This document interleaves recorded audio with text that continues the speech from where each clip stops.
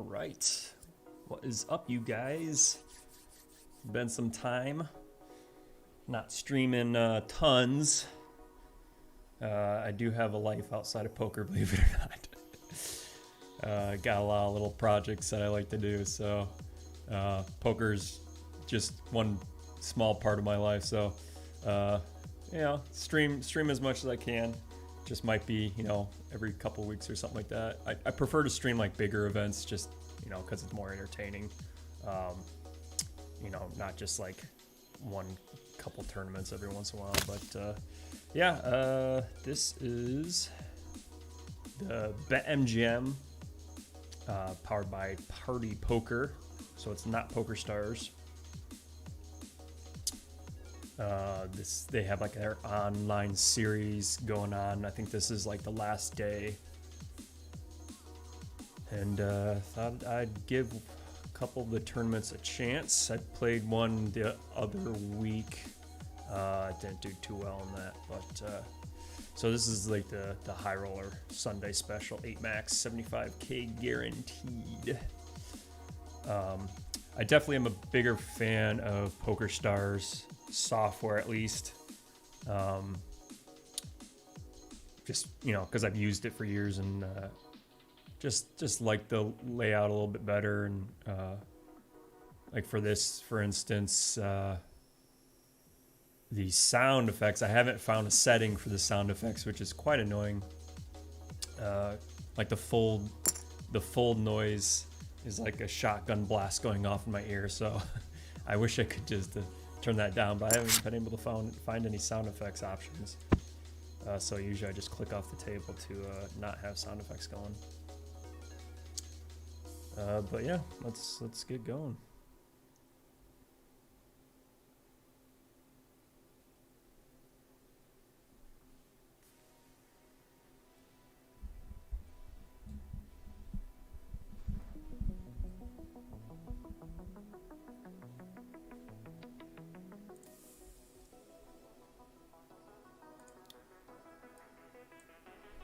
Do plan on playing the Sunday special and the Sunday high roller as well on Poker Stars.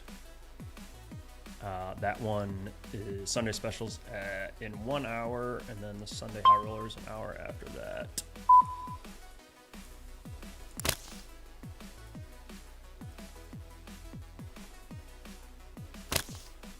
So 3 tournaments tonight. I might play the nightly stars. That's gonna be an hour after that. So. But yeah, we'll kind of feel it out.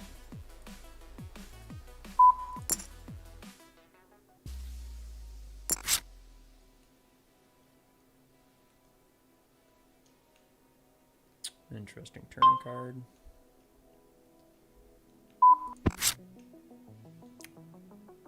Not a good river.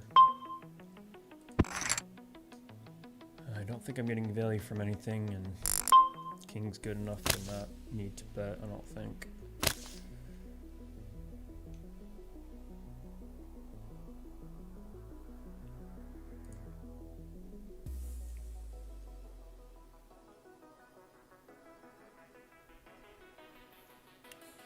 But unfortunately, that shows them that I play King 9 suited from under the gun +1.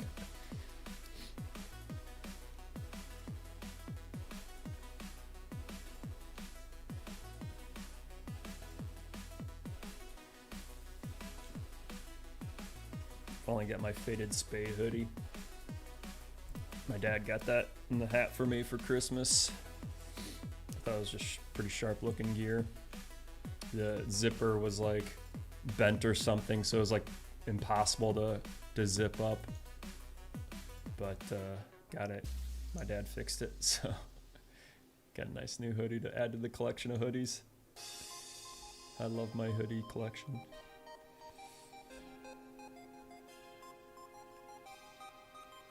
I think living in Michigan, you kind of have to have multiple hoodies at your disposal at any time of the day.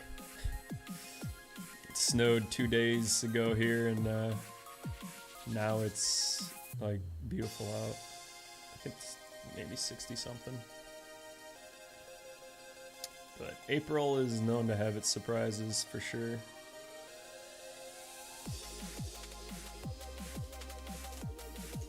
never know what you're gonna get. Make sure I'm actually streaming.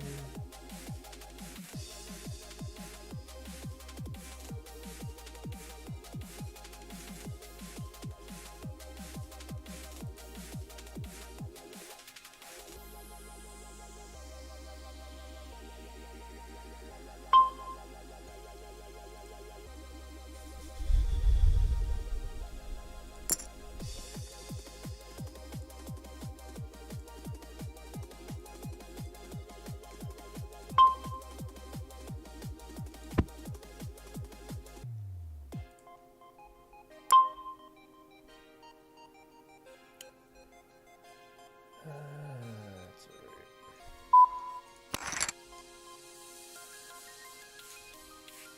Probably could have called one bet there, but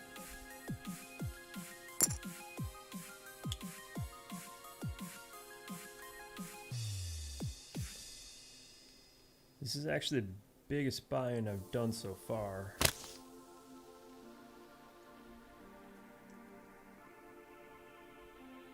So I need to make sure that I'm paying attention.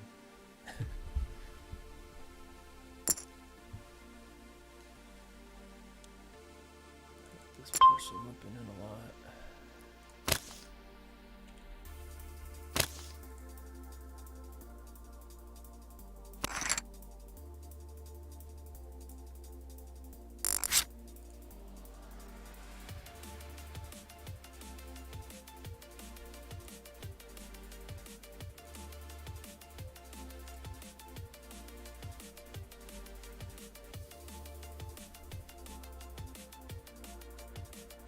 Got 154 players, which is a lot more than I expected for a bigger buy-in tournament like this.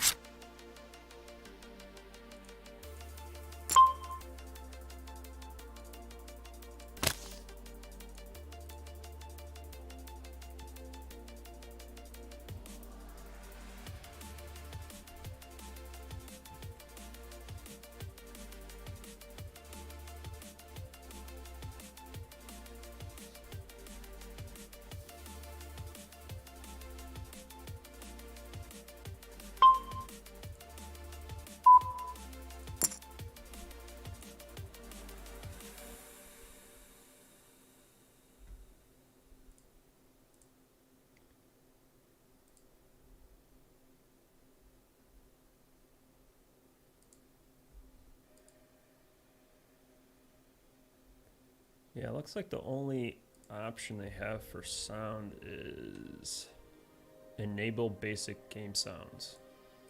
So the only two options they have. It's like pretty weak. Party Poker is definitely a big name brand that's been around for years, decades. Since like the early 2000s, maybe even before that. So I don't know why.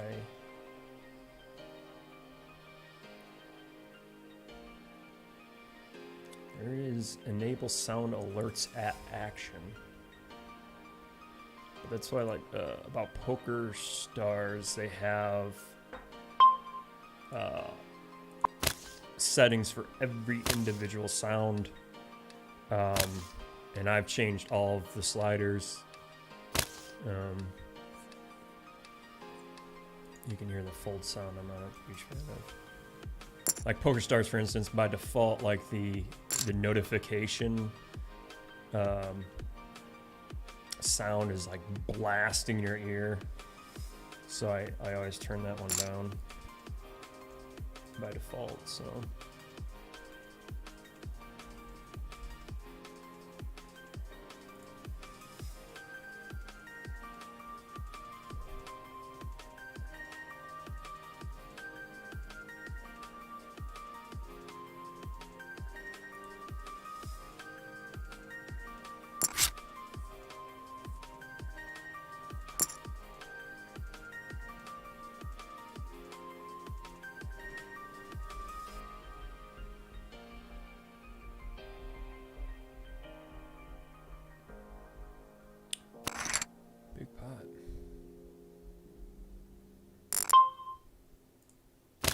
There's also this weird glitch that it like after that hand, before the next hand starts, that like the whole table like flashes off, and then the cards appear. Like it's really bizarre.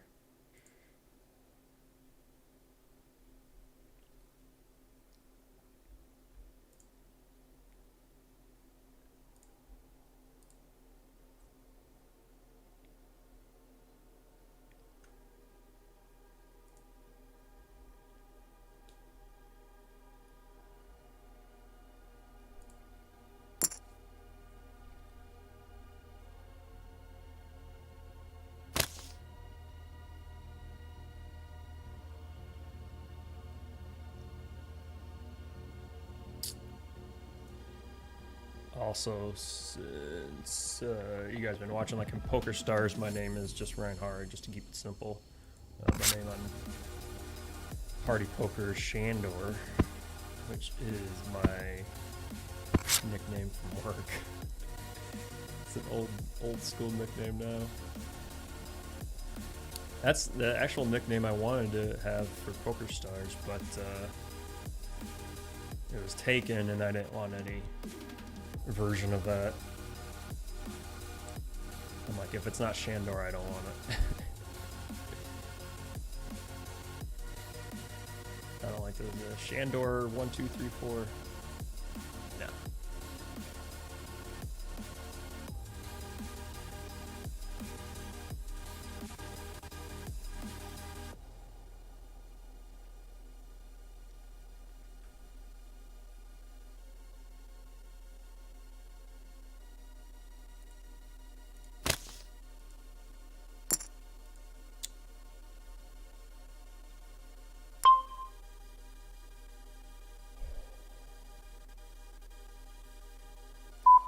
This is so bad, but it's such a small raise sizing with 3 other limpers that somebody finally re-raises, I'll be getting, 4 to 1. Actually more than that, because I already had blind in there, so any flop he can flop quads with any hand, so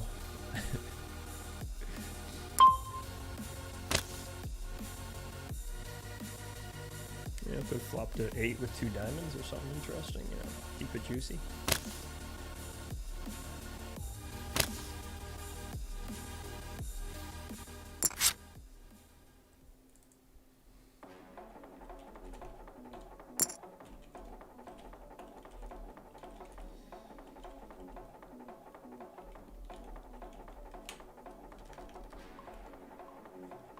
Limpers.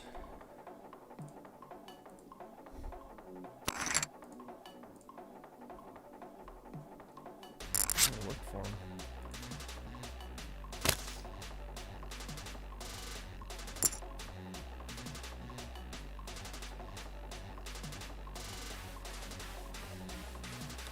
This Deneen sounds familiar. I think I've played with him again before.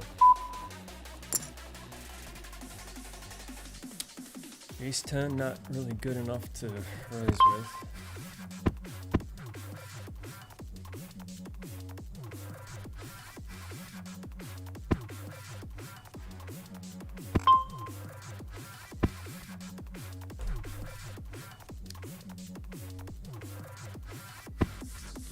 Ace 10 is one of those hands that for a beginner it looks like a good player, but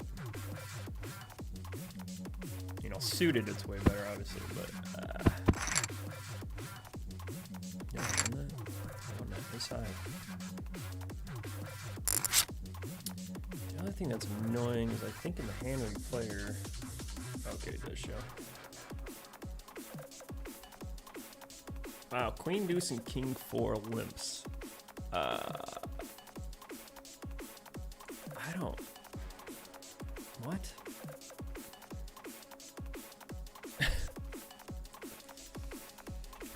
Limped Queen Deuce off from UTG. I think it was 1. What the hell's wrong with these people? How is that ever a profitable play? Like, I mean, these guys have to be super, super new to poker. We're just gonna limp every hand. That's a session hand history. Is this? Does this go into? Okay. Man, that's so bad.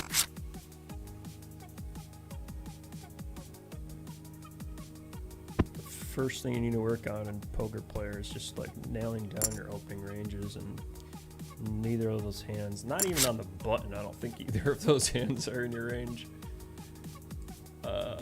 Maybe on the button, like six-handed, maybe. Probably not even that. That's just bad play. Well, queen deuce is good here. You got quad deuces. Limped 8-9 under their gun. I mean, this is just, what are you doing, dude?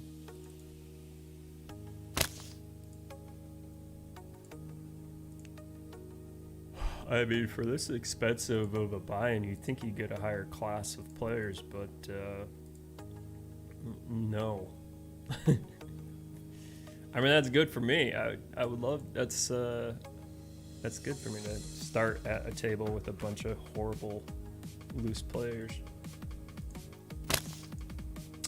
I mean, I haven't played with them long enough to say if they're horrible or not. This is the first like 16 minutes into the game, but just say that I have not been impressed so far by their opening ranges.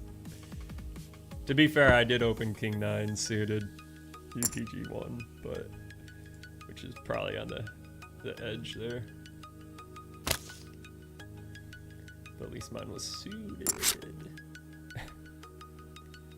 It's definitely tricky to play against those type of players that just limp in with everything, because they'll limp, you know, if they limp their whole range and they limp jacks or something, which I've seen that plenty of times. You never know if, I mean, you never know what the board is good for you or bad for you. You think like queen 4 deuce board would be bad for that player, but if he's limping queen deuce, how can you put a player on 2 pair there? That's ridiculous.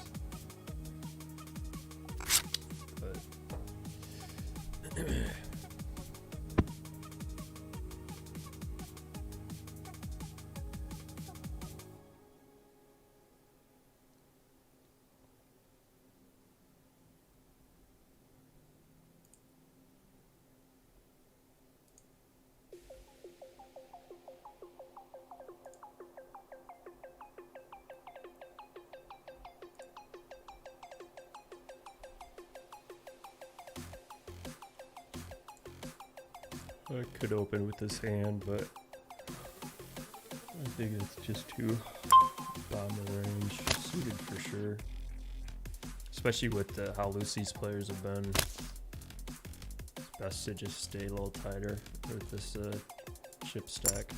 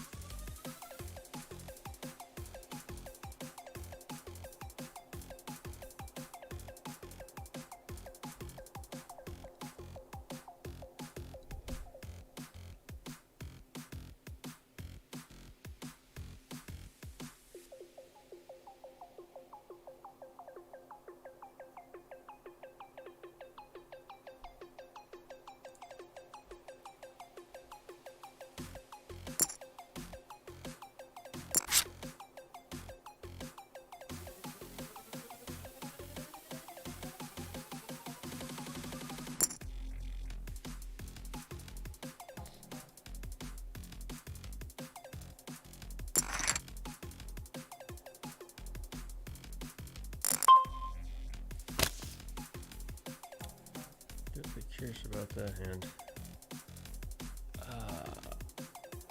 3-9. Ah, boy. He limped 3-9 under the gun. Or did he raise? He did. I don't know what is going on with these players.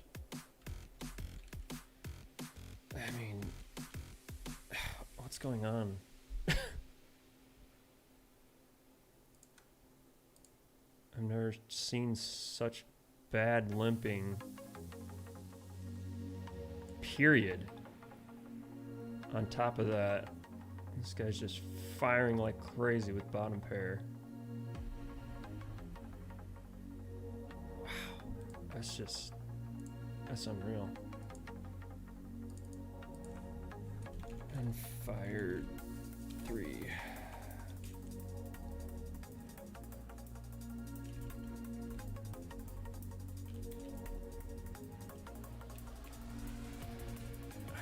I don't get it. I mean, I just had to kind of tighten up and do the opposite of the table's doing. That's probably the best thing is to do the opposite of what the table does. If the table's super loose, you tighten up. If they're super tight, you loosen up. And this is just unbelievable. I mean, if I pick up some hands and I get this guy to bluff, 40 big blinds into me with bottom pair. This hand didn't even play. Yeah, jeez. Like, I have top pair right here. I don't even think I'm confident that I'm good. The way these guys have been playing. Easily up against some stupid ass straight. I had 3-6 offsuit. It's good, right? I limp with that and then just smack the flop.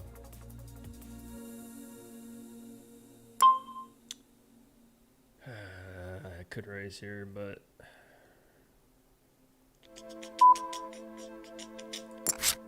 kind of nervous, to be honest.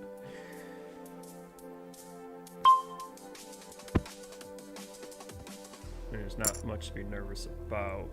Like I said, 3-6, 6-8 would be the bigger hands. I'll raise now. I mean, ace-7, king-7 shouldn't be in their range, but clearly it has been.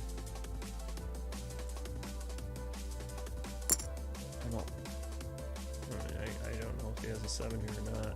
He shouldn't have a 7. I'm very curious to see what he had there. A 5, just a 5. Again, it was hard to, I didn't know, I mean, ace-5 is suited, it's a good hand. But, that, against that guy, it's something in with everything. Crazy.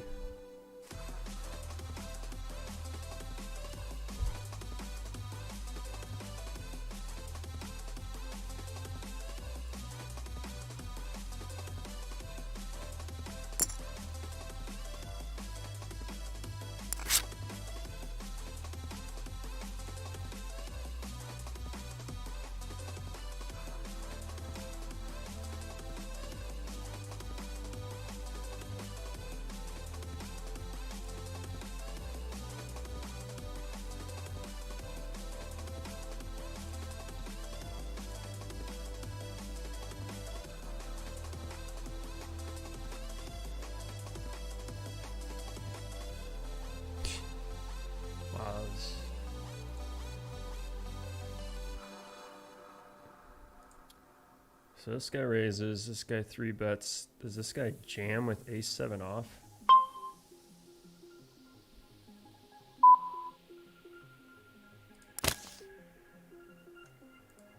What the hell's going on?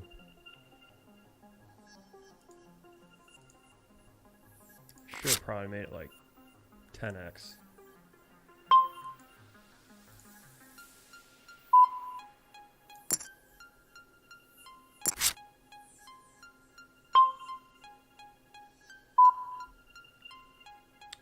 Fire again. Get value from flush draws. And then probably check river. I didn't think I was up against just an 8 there. I mean, I could probably try to squeeze some value. I mean, there's only a couple hands that get there in the river. But just called, it's hard to get three streets of value with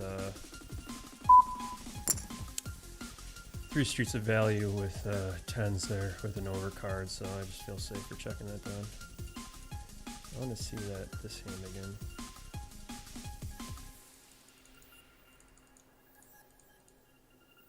He just calls with a7.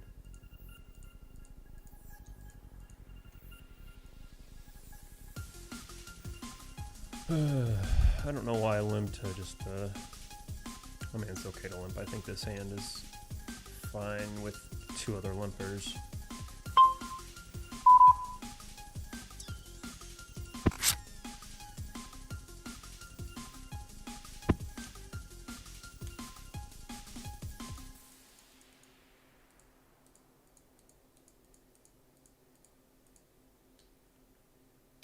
So yeah, like this a7 hand,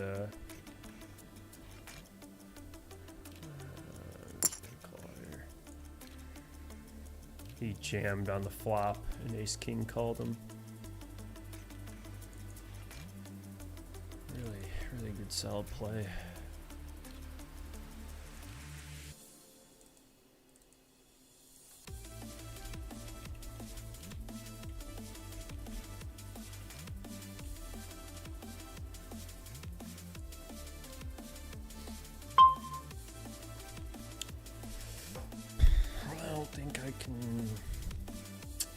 I mean, this is a lot of garbage in here, and he's been playing a lot of garbage, so...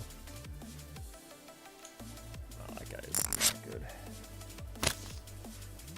I don't think I was getting value from many hands, and I think the only hands that are going to call a raise probably just have me beat some stupid two-pair set. What does this mean?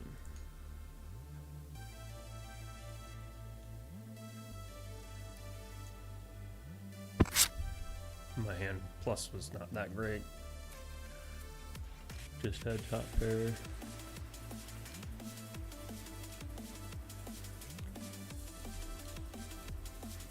Fired 3 streets with bottom pair. Fired 1 big blind, 3 streets with bottom pair.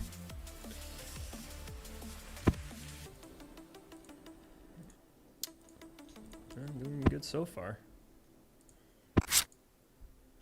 Up to 130. Sorry with the 100,000. Whew. Gotta keep this going.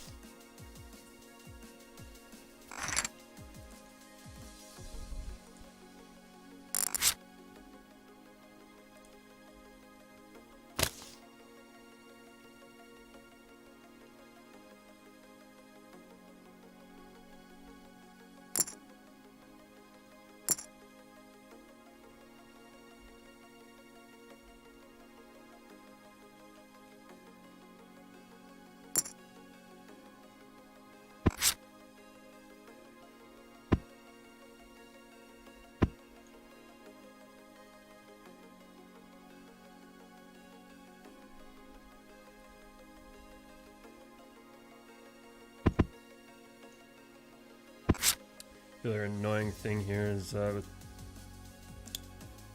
party pokers, they don't allow you to save hand histories and use poker trackers, so it's harder for me to get kind of stats on these people over a long period of time. So that's another reason I don't plan on playing on this site too much. I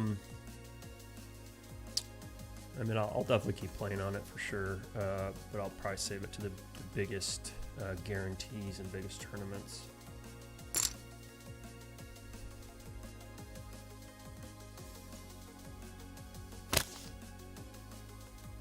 This guy's raising small.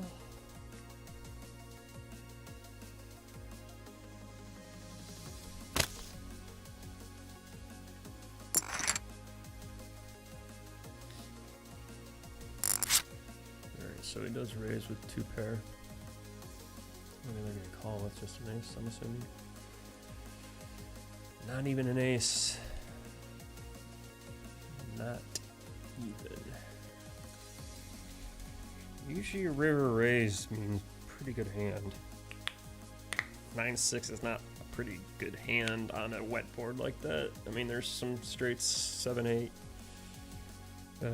queen, or flush. Got tons of hands that beat them, but called river raise with 2nd pair.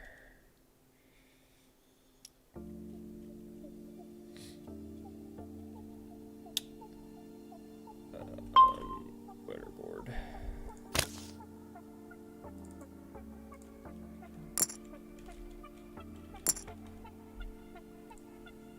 I mean, the only hands that really should be raising there is like a flush or a straight. Just in case you do get re-raised, you're kind of in a bad spot.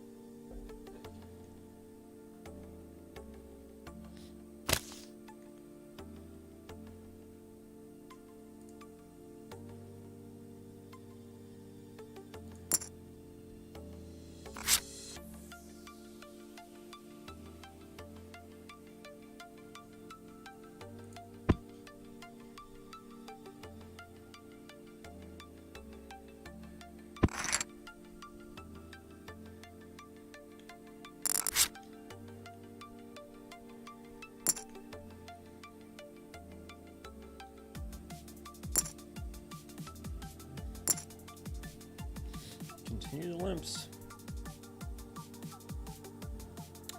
People will stop limping around 40 to 50 bigs usually. We start so deep in this tournament, start 300 bigs deep.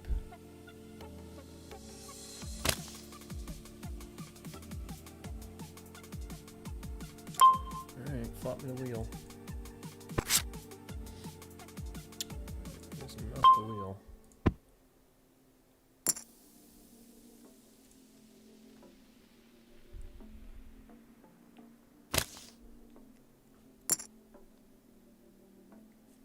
Sorry, I'm yawning so much, jeez.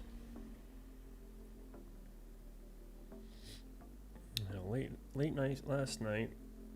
I think I fell asleep around 3. Then I slept in. Or I didn't sleep in. I didn't sleep in long enough, and then I stayed in bed for a bit and slept in longer, so. Sometimes when you get too much sleep, you're just as tired, so. Hey, my point was proven. Right there, he raised the river, and he did not have the nuts. I mean, yeah, he had a queen, but again, you don't want to do that if you don't have a better hand. He has a really crappy kicker. 0.5, I'll call. Really crappy kicker he had on that queen, and obviously up against a straight. As far as the straight didn't raise, well, actually that's probably a good idea. The straight didn't raise.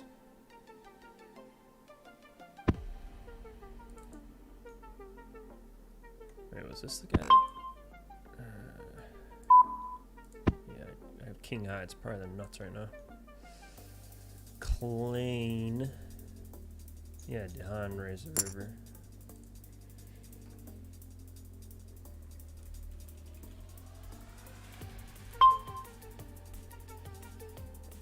Probably good, but I mean, it's not the worst play ever, I guess. Your opponent's not always gonna have 6-3 in both double flush draws misses, so I don't blame him necessarily.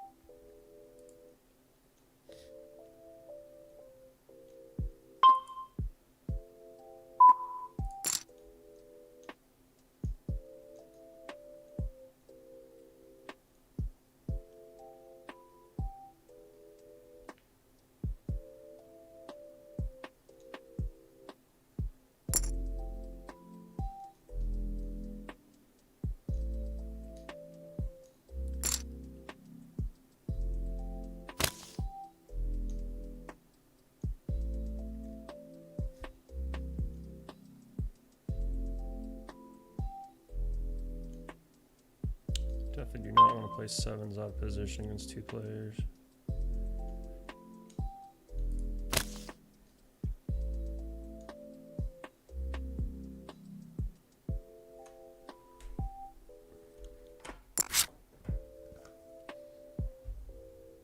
Unless I flop a set of sevens, but it's alright. It's kind of painful. Seeing a seven out there.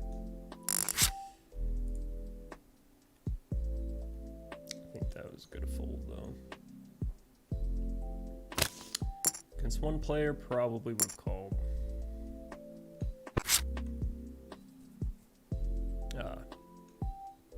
If I was in position against another player, I should say. Would prefer to set mine for a little cheaper. He made it 9 big blinds. Kind of pricey for set mining.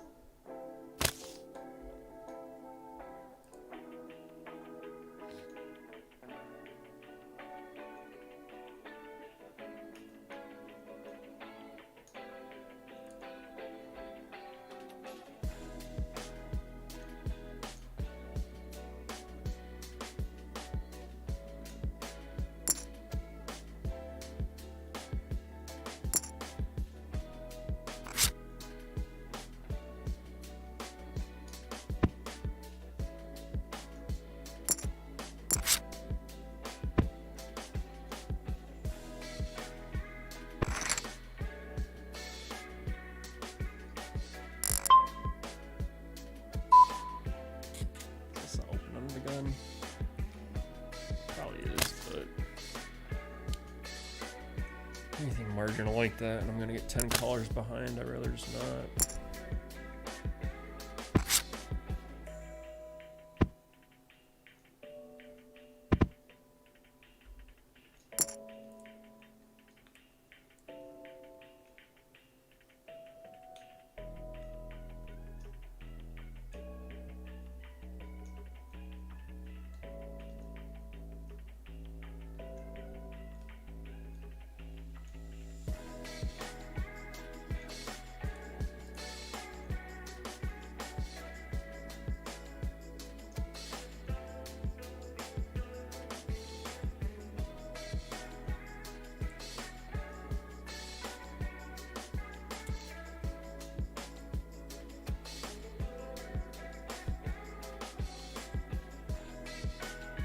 So far, there's 165 players, 32 are getting paid.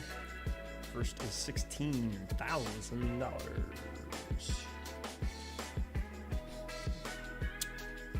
Alright, got AK here. AK 47. I'm gonna make it about 40 big blinds, so I don't play this odd position against 10 players. Ah, I got the min raise.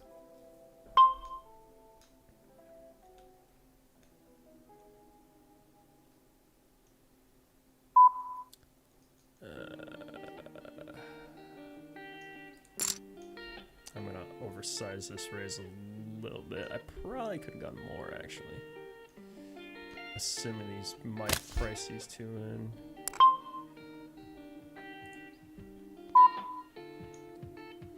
Oh, I got one caller. The original raise are folded. So there's some weird glitch. It just snaps. I don't like that. Ghetto ace king not hitting a single thing. Alright, limped with tens. Nice.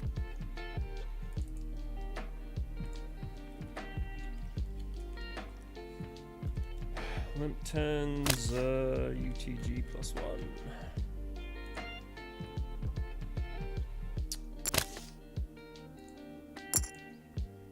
That kind of sucked. Queen 10. I think this is just a fold.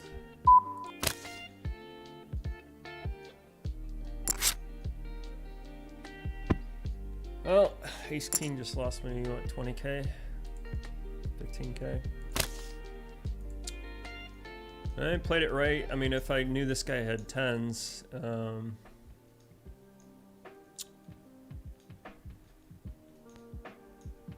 I could have fired the turn,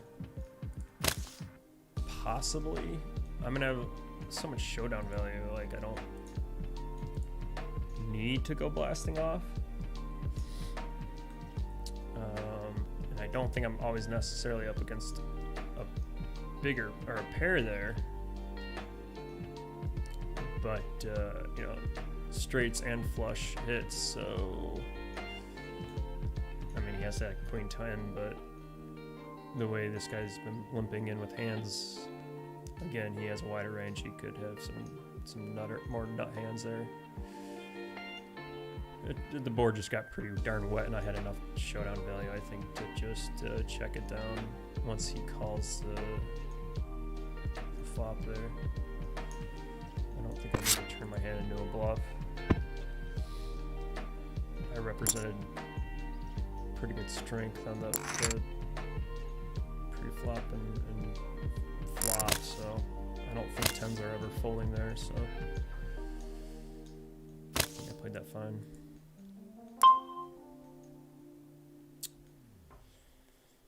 I could probably raise that, maybe.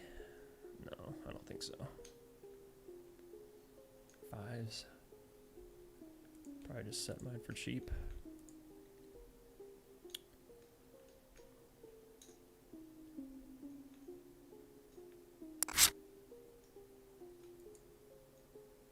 See, something, I don't like that. Like, they're instantly, like, this guy's thinking and instantly the flop's happening. So in a split second, they fold out two people. They call a guy, two people fold, and the flop is dealt in a split second. I don't like that. I don't like that animation, or lack thereof. And I don't think I shut off animations. Fours could be good, probably. Or fives could be good. I don't like that.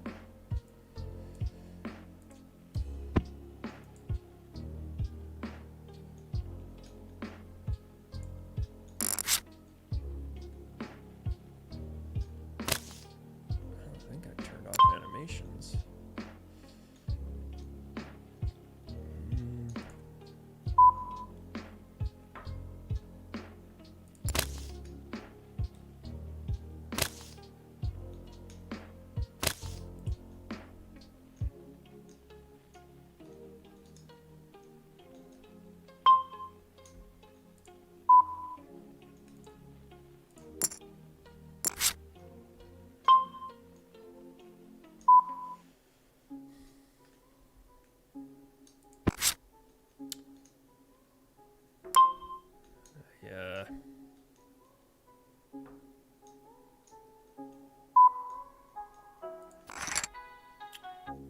Well, tried it.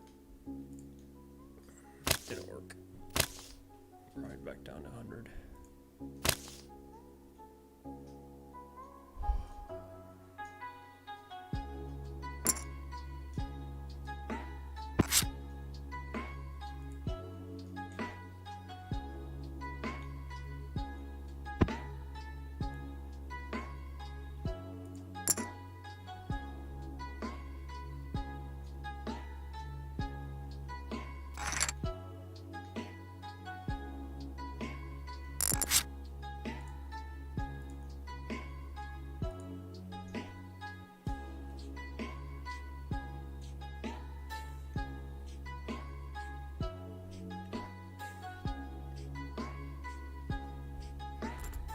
I mean, I do have a gut shot. I could. That's what I was considering, was firing turn as well.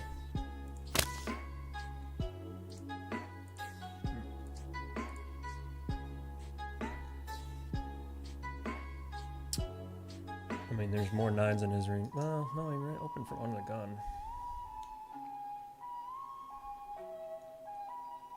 I mean, I don't think the 9 changes too much.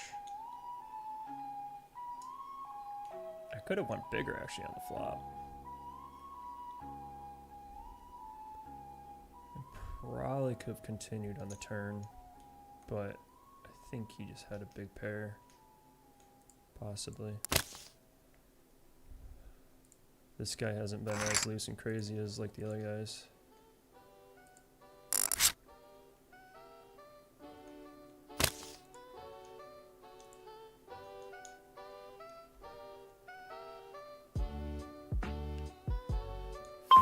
Forward animations. Maybe that's. Let me try off.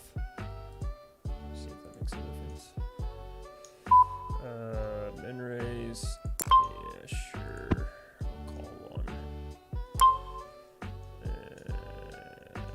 5 to 1, 6 to 1 to hit a 10 ball. Even though that gives me a low end anyway, so that's all right.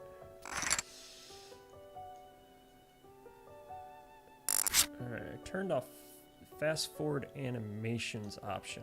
I clicked off on that. I don't know. Let's see if that makes a difference.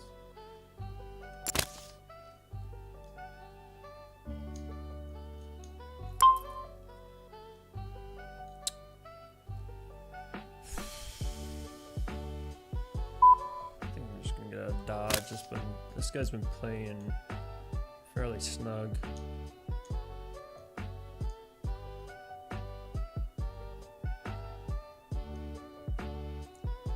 And chip animations.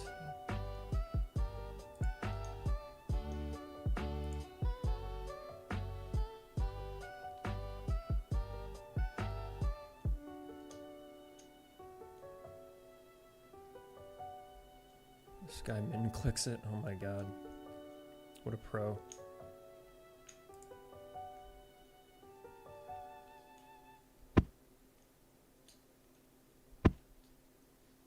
I mean, I know my raise sizing has been has been bad at times. I definitely still make that mistake sometimes. When I have the second nuts, third.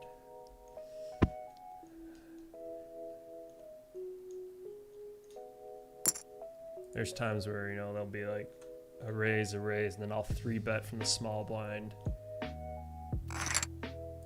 and only make it like 8 or 9x, and I need to be making it like 12.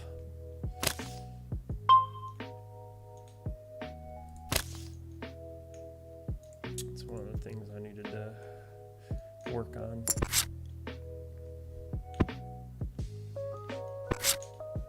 My buddy D is pretty good at making it like 5, 6x.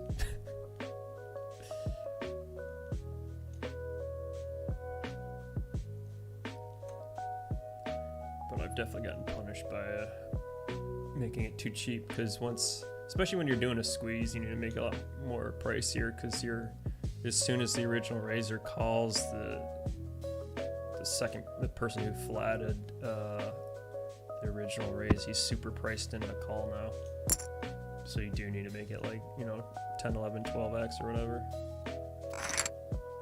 Especially out of position. I think you can make it cheaper if you're like on the high cutoff or hijack.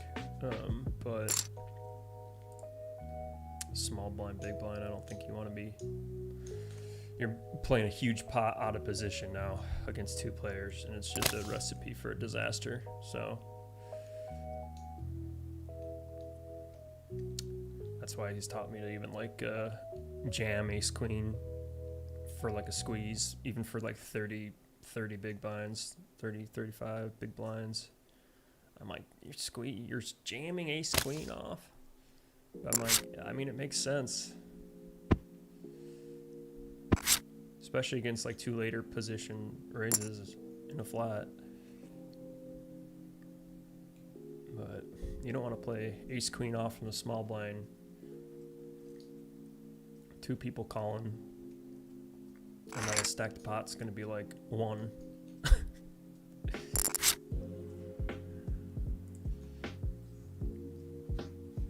I'm like, if you don't hit the flop, you're kind of effed. So it's best to just end that kind of big pot pre-flop, steal the blind or the raise in the flat.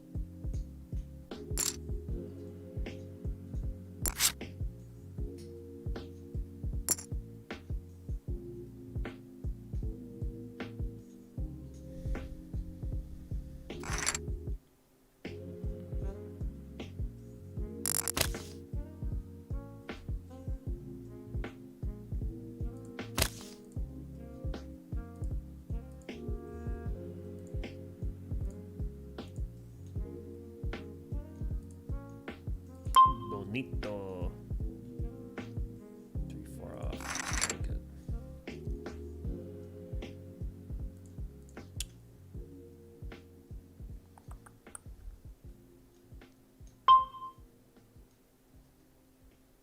Actually, I can 3-bet this.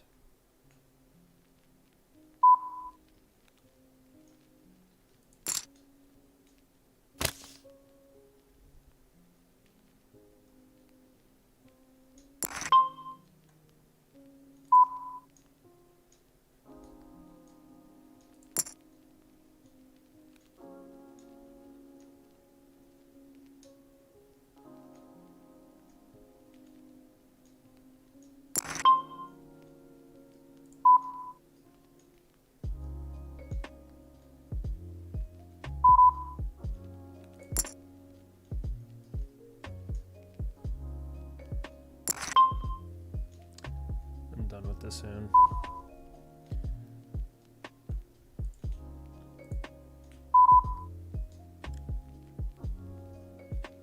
I don't know what the hell I'm beating. I mean, I could have sized up on the river or the turn maybe. I was trying to size it where I could figure out whether that king was better for me or better for him. I fired it because it should have been better for my range. But unfortunately, I think he just picked it up and it hit him instead of me. That sucks a little bit. That was a big pot, but I think I played it okay.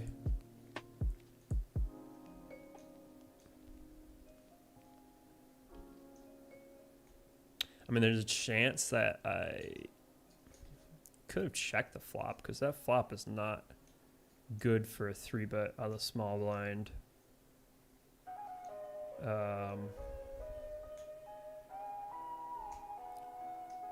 Possibly just check it and then fire the turn since that's better for my range. And just size up on the turn maybe. I think that might have been a little better. But I would have had a jam river. So, lost 20K in that pot. That was kind of a painful one. I think they just actually had a hand that time. Especially the sizing on the river, they have a pretty solid hand. I mean, they could have floated the flop with ace king or king queen and just got there. But it depends what kind of player this is. I haven't seen them getting too out of line, so I think they just had that there. Unfortunately, just kind of ran into it. Just hope they didn't have that king, but they either had the king or better. So that's why I kind of gave up on the river. I just didn't. There's not enough like straight draws or flush draws for them to have that they miss. So if they're calling 2 streets, I'm pretty much crushed. I think they could have easily flopped a set there too. That's kind of a set heavy board. But all right, I'll be back in a minute, and then we're gonna start the Sunday special. So.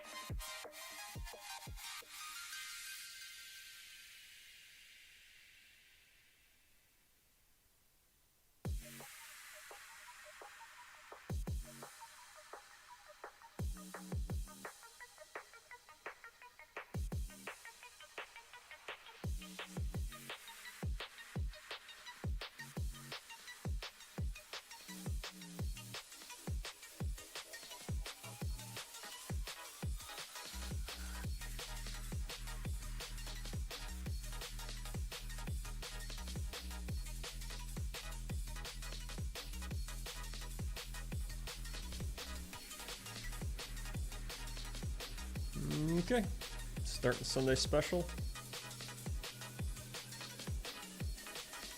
And Poker Stars. I'll try to jump back and forth between the Poker Stars and BetMGM. If there's any interesting hands going on.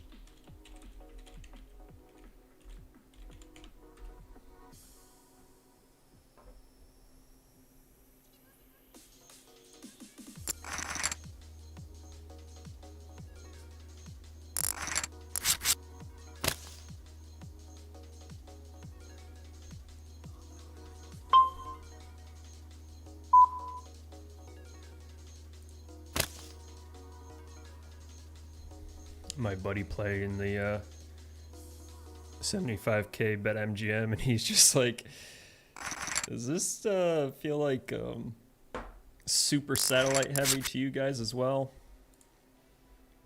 It's been Limp City at his table. I'm like, yep, same here. That's what I was just complaining about.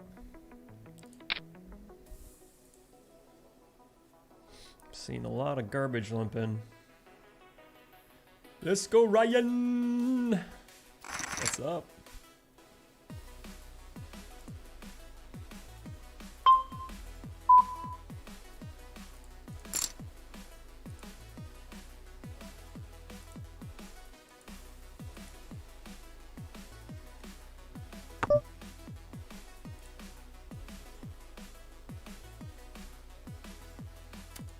I think I'm gonna size up just a little bit, just because I'm out of position and.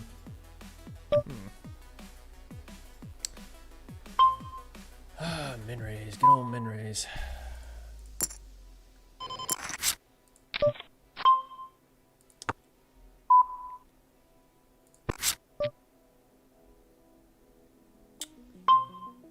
Alright, you win.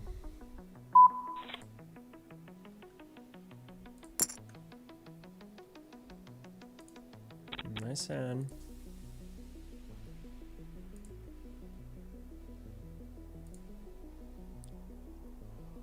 bit of a decent sized hand here.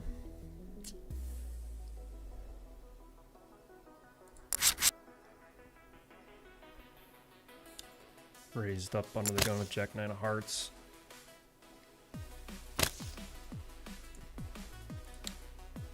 Which is bottom of the range there, but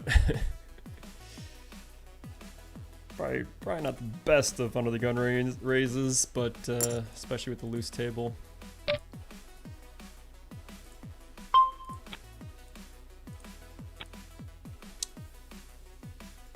I could 3-bet this, but since this is under the gun, I'd rather just see a flop, especially with this strong of a hand. And I whiffed completely, so it's fine.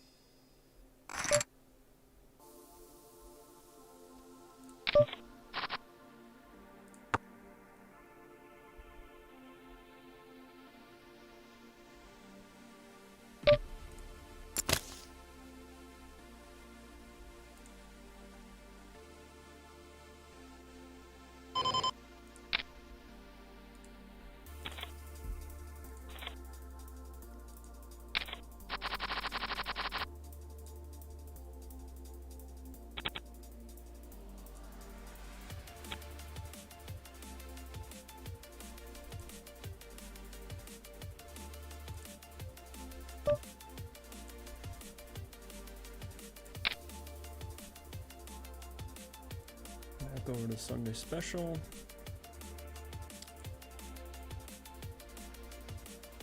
Had a successful check raise hand. Board came 5-8-8. I had 6-4, so I had a gut shot and I just check raised.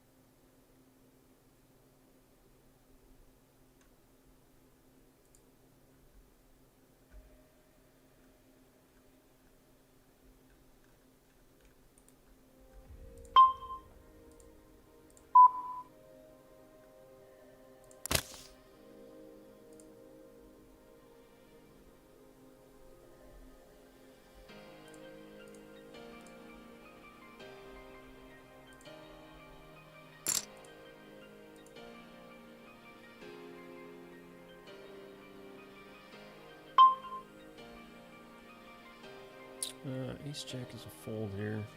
Out of position against one player. And that's a big, good size 3-bet, so I don't think I can call here. This guy's been sizing up pretty well. It's Trojacks. I have to give him credit. I was talking about raise sizing earlier, and he seems to be sizing up properly for limpers and such like that. I'll give him green for now. This blackjack fan's been on the looser side though, for sure.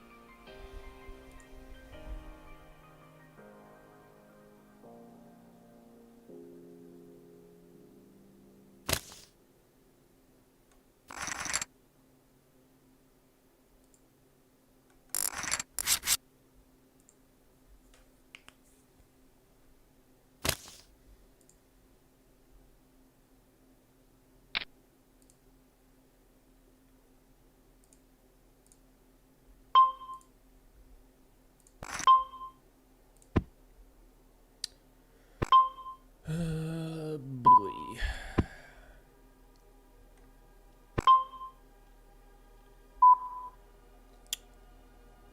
I feel like he's got it. I'll see if he bluffs. I don't know.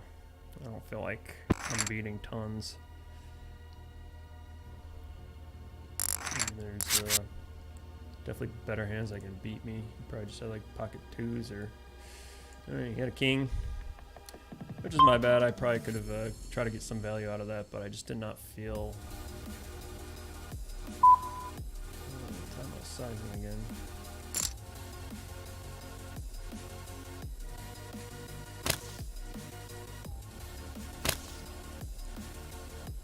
I feel like he would have bet a ace or a king on the turn, which I didn't think I was getting any value from anything. You know, 3-bet from the small blind, bigger raise sizing. That worked in my favor this time. See if I think I make it like, 8 or 9. Raised. Fold. It's probably a tight fold actually, but especially against the hijack. I just suited, I'd probably raise, but actually I would have just flatted on the button there. King Jack's just one of those kind of like middling hands. It's like I don't know if I want to mess with that too much.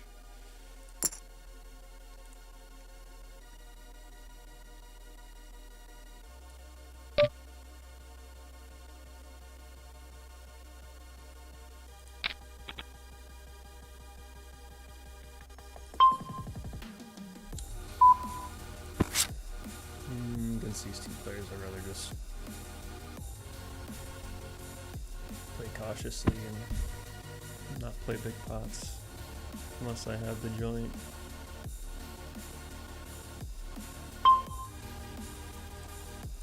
We'll bet this, assuming they don't have an ace.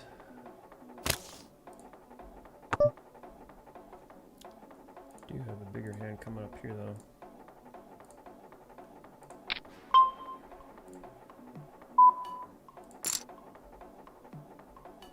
Yeah, good.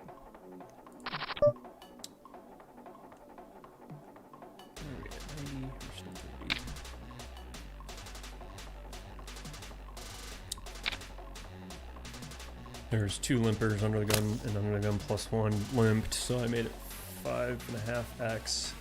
to charge them for their orbs. I got 3 bet for 10 bigs. And a flat. Yikes. I don't think I can fold this for that price. 7 bigs to win 30. Wow, another flat. If I had like something crazy like ace king, I would just ship it all in. Now I'm basically just chasing the nuts here. It's not the best spot. Jesus. I don't think I can 4-bet against those players. That'd be a great time to have aces and just jam and pick up 50 bigs. This is ridiculous. I've never seen this kind of a cold 3-bet. It's not the flop. I needed a perfect flop, essentially. I'm gonna get raised here, but this guy who bets one big into 70 big blinds. I have an up and down straight draw, backdoor nut flush draw, 1 over. This is stupid though. I can't. God. I mean, they keep pricing me in. This is stupid. 34 to win 178.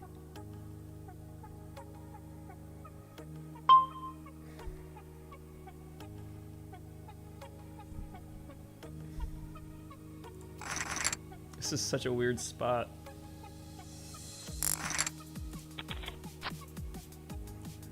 It's just so stupid. I mean, I'm gonna have to not only hit my straight on the turn essentially because people are just gonna be jamming, but I'm gonna have to avoid the pair board or the board pairing because I'm probably up against a bunch of sets. It's a crazy hand. Is it just like aces versus kings versus something stupid? Ace 5, jacks. Wow, these guys are pros. I mean, this is garbage. What, like, jacks should be 4-betting for sure there.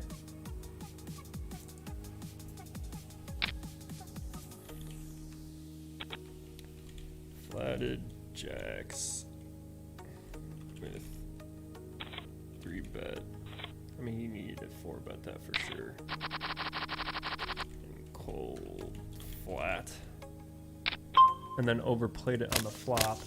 That was ridiculous. What a ridiculous hand that was. This guy's got like 330,000. He tripled up. That was ridiculous. Oh, and avoiding I gotta hit my straight that's not a spade too. Jack 8, 1.1. Yeah, call. Up and downer. Against how bad, I mean, I don't blame him. But still. For that sizing, I think I can still turn him off.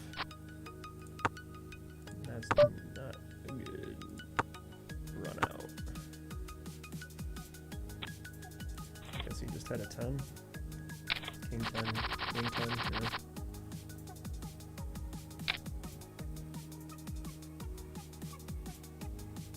I'm gonna hit my straight at least, but it's 4 diamond board. Anyways, I wanted to keep playing that hand. As just ridiculous as that was. Jacks overplay on the flop.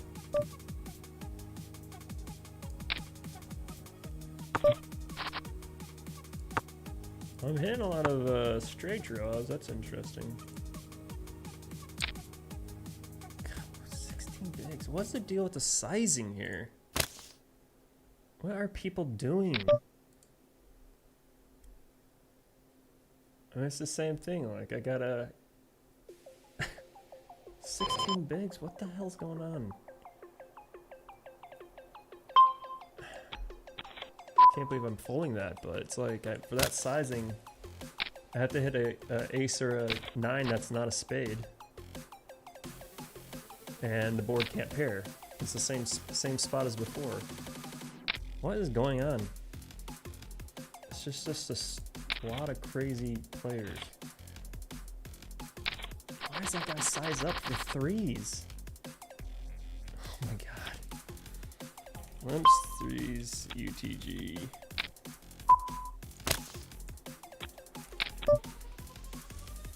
What the hell is going on? Then 5x's pot on flop. What the hell? Did he like min raise too? This is some bizarre garbage play I'm seeing. Did he call? Okay, he oversizes it. Then he goes small. Gets called. Goes small again. Like, what do you think you're beating there? And then min raises? What? What's going on? This is such bad poker being played today. This is unreal. Limps threes under the gun. 5x's pot on flop.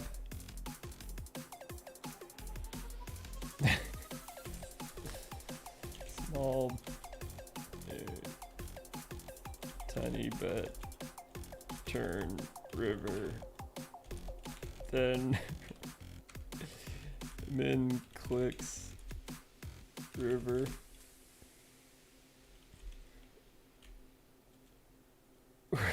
Just pair of threes. I mean, what the hell? What, do you think you're gonna get somebody off with a min click? They're not gonna fold their 10 or jack to a min click, bro. That was garbage. Sorry if you're watching this right now, but you can't do that stuff, dude. Especially into like 5 players. And then now he just open rips 100 big blinds. Loose aggro, that's what your name is. At least you have a hand.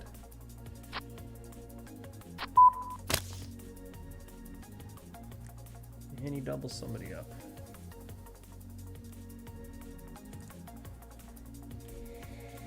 Rips 100 big blind.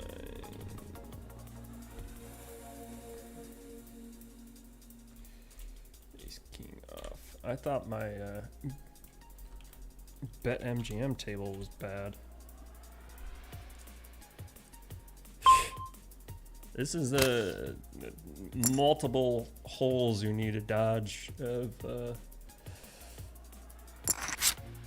landmines you gotta dodge, I guess. Just so many bad players over. I mean, I know I'm not like a pro or anything, but I'm not that bad.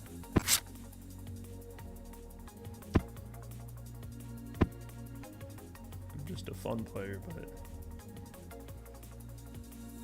you just rarely see people doing such weird, bizarre stuff.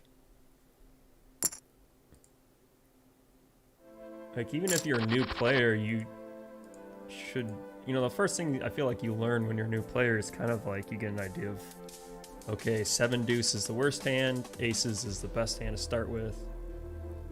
And then you start to learn, like, all right, if I don't have a big pair on the flop, I should probably just, you know, not go crazy with it. You know, so it's like limping queen 4 off under the gun doesn't compute in my head. Like, how would they ever learn that was a good idea? Oh shit, I got MSPT Hoff at my table. Shit. I'm gonna raise size up. MSPT Hoff, unless this is somebody else, but I'm pretty sure this is Pat Steele, who's just a crusher. Unfortunately, he's got a bigger snow. He just rebought, that's why. I'll jump over to my other table.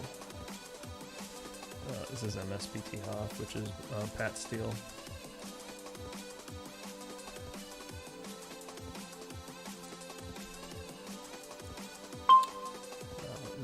Really good player.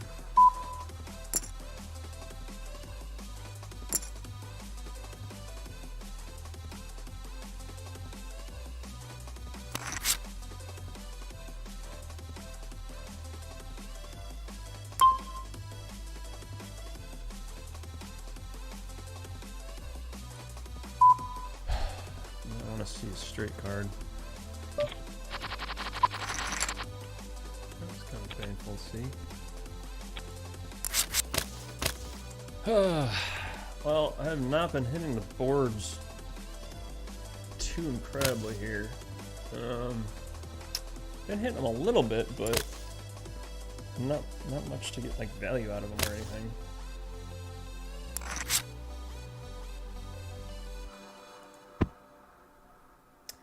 Middle pair there, I probably could have actually checked back. I think would have been the safer play.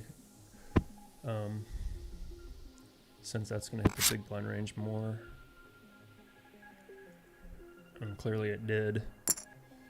That's why I kind of gave up, and he just fires huge when the straight 4 straight gets out there. Obviously he has a 10 in his range there.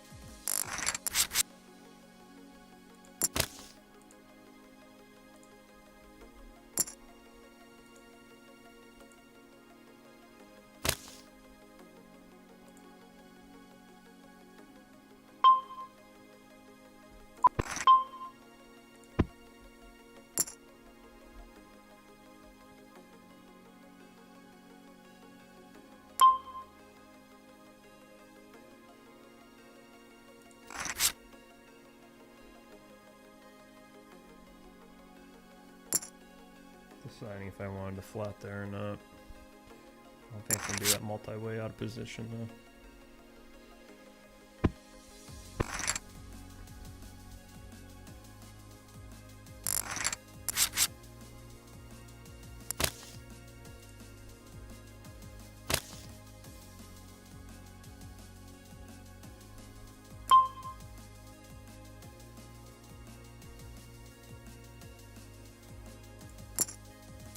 Probably a loose call. Could probably have 3-bet it. I just feel like with my stack size, do I want to lose another 10 bigs? Against somebody that's definitely going to call and be out of position. I'd rather just see a good flop with this kind of hand. 5-5 and got 2 backdoors, but not. Yeah, it's tricky. It always throws me off when somebody limps in. It always kind of throws my calculations off, and I'm just not used to it that often. For some reason, I mean, I'm used to it. Obviously, limping happens all the time, but when you know, for the first couple hours, it happens a lot. But for when it really means something, when you're deeper into a tournament, limping just is super rare. It feels like when you're, like I said earlier, 30 to 40 bigs deep. The average stack is, you know, 30 bigs deep or whatever.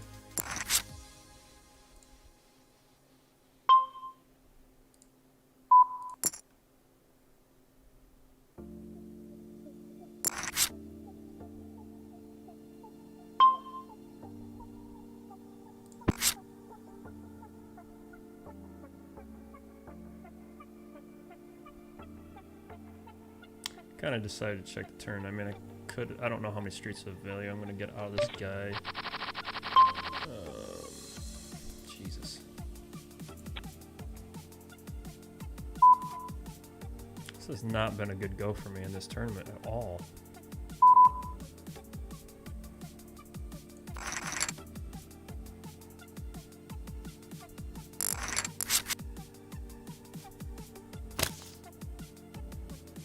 That's crazy. He bets 18 into 10. I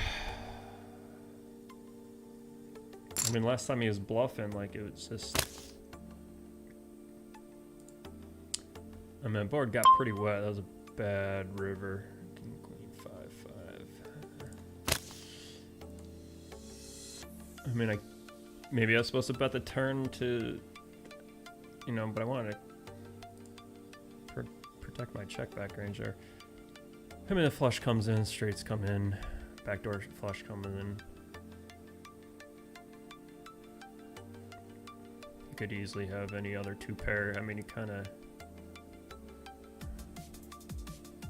I don't know.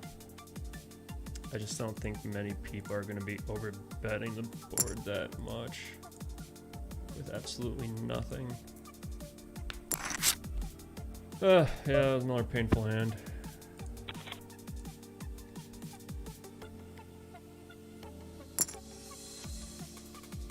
The wild players are kind of outplaying me right now, possibly, or outdrawing me. I can't figure out the difference. I mean, he's definitely played hands. The 2 notes I have on him is limp 10s under the gun 1. He's been playing every hand pretty much, so he could have anything. And then he called a river raise with second pair on a wetter board, so I haven't seen him overbet that big.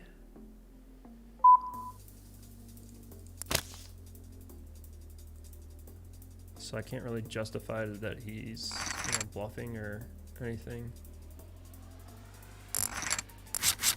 Definitely short stack now, way below starting stack in the 40 big blind danger zone, but it's been kind of a rough go with this table. It's like I said, it can be very tough playing against loose players, loose and wild players that play very bizarre. That makes it very tricky to figure out if you're ahead or behind. You know, when somebody's not playing typical poker, they're pretty darn hard to play against. I mean, the sizing these people are using is just all over the place.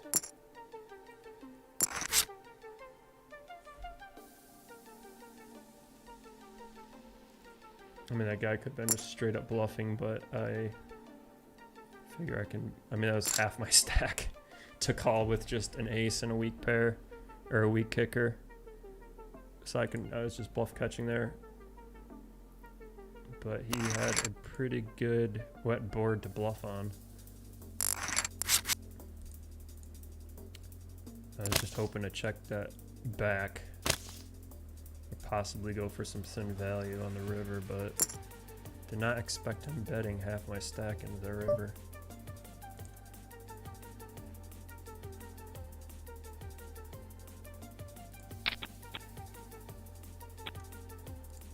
Oh well.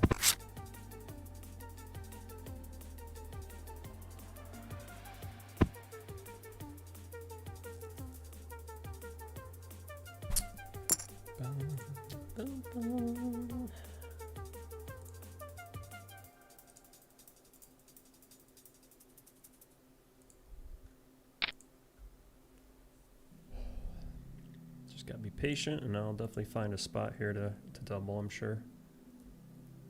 The way that these people have been betting.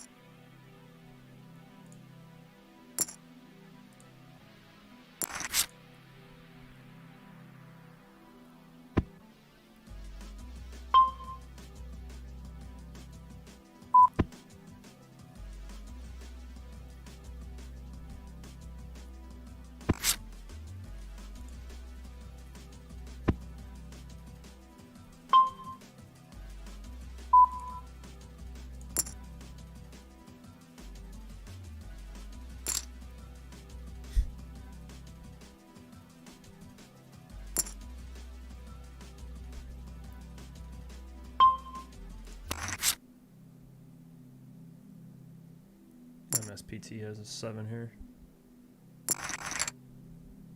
Bye. Nice hand off.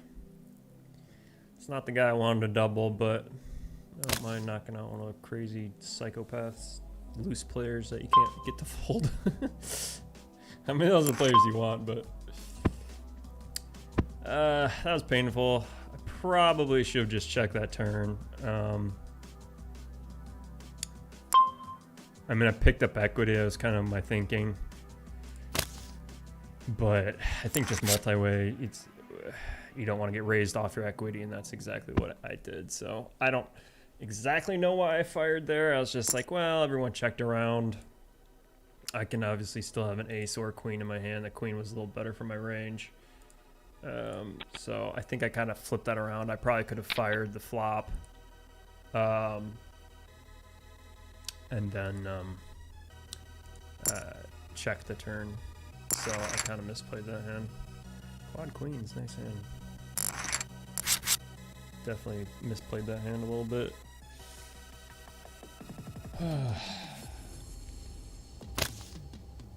I still have a bad tendency in my hand to kind of bluff at a board multi-way. I don't know why that's stuck in my head. It's just the way I played for years. For years playing against like charity poker players, you know, for cheap buy-ins, you just put pressure on people. But back in the day, that's all you do. You just keep betting, and people will fold. So I would bluff into like 5 people. That's not a good play. So a lot of that old school way of thinking is still in my head. I actually did have some showdown value with King Jack, so even though I'm getting multi-way, So I definitely kind of misplayed that, but that's all right. Still got, I mean, I got half starting stacks, so I can, you know, easily find a double here. Hopefully find a double here.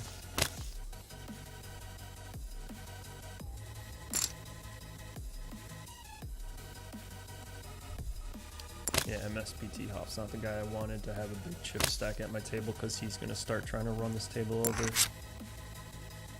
Thankfully, I know these players better than he does right now, so he might learn very quickly.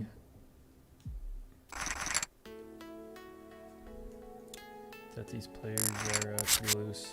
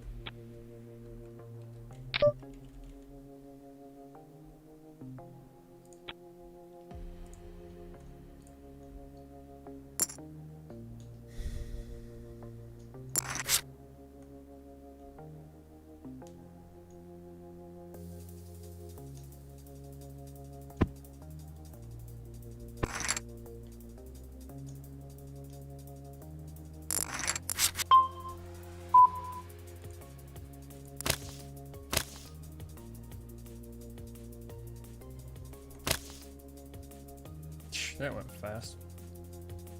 Down to 20 bigs already.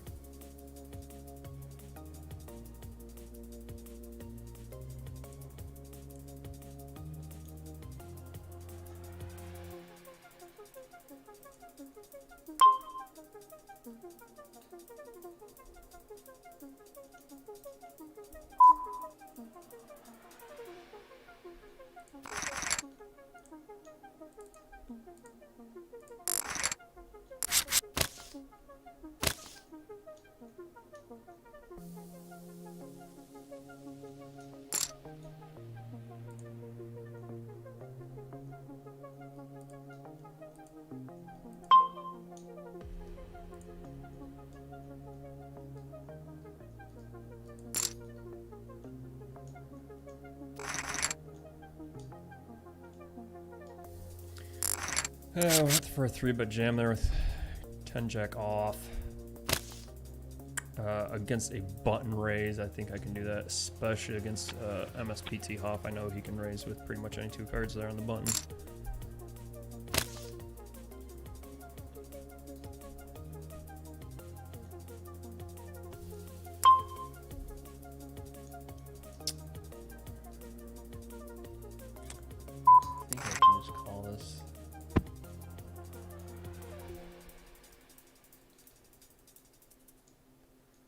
think for this sizing, I'm going to be stacked to pots 2-1, so I'm going to be going a lot of all-ins here.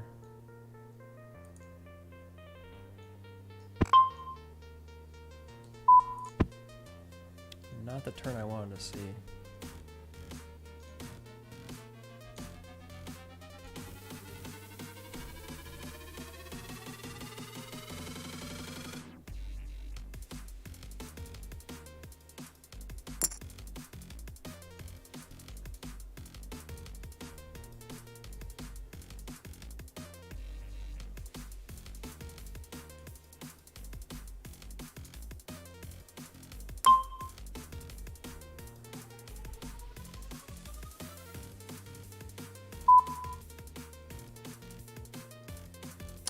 Interesting spot. I think 2 players.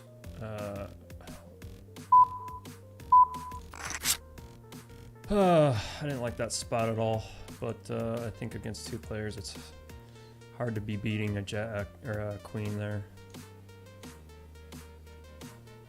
Well, I mean, I wasn't beating a queen there, but I mean, if he folds, I call.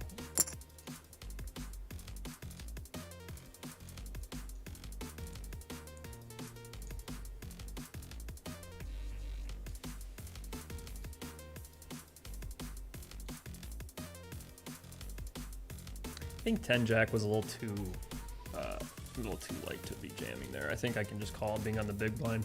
I would jam the small blind most likely, but I think for that sizing, I think I can just call. So it probably wasn't the best flat. I think you shouldn't be starting jamming really until like queen jack off, maybe king jack off, king queen off. I don't know.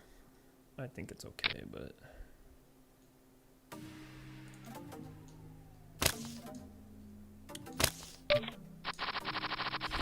it's all right.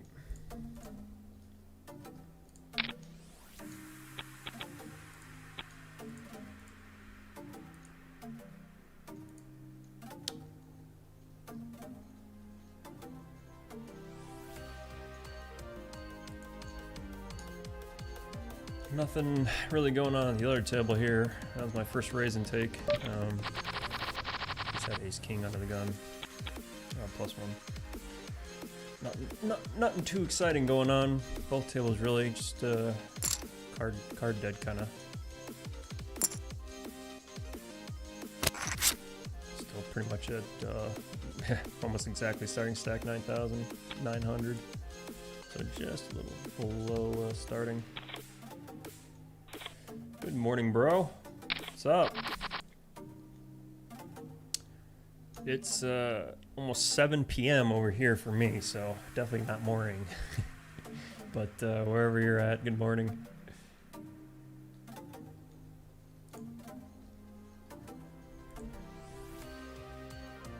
Good morning, good afternoon, and good night.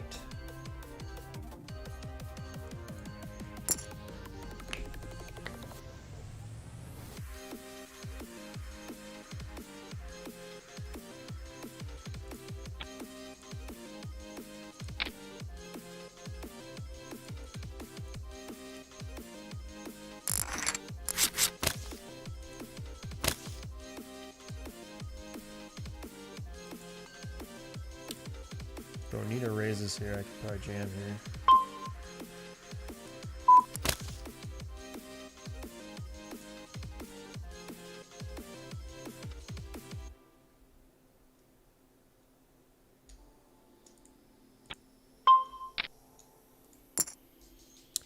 Ace 10, got a fade an ace or a 10. Got ourselves a double. Very nice. Needed that for sure.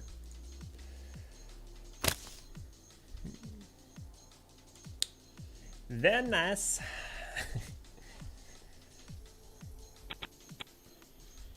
Close to starting stack, that's a good feeling. And jammed ace 10 on me. Thankfully, I faded.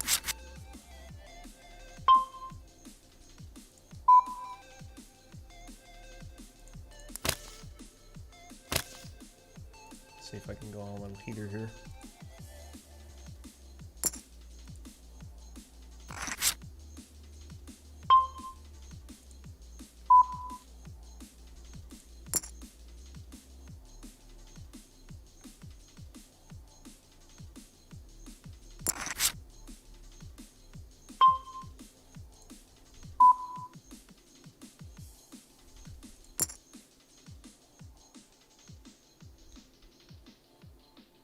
There's not many sevens in his hand, calling from the small blind, except for like ace 7, king 7 suited maybe.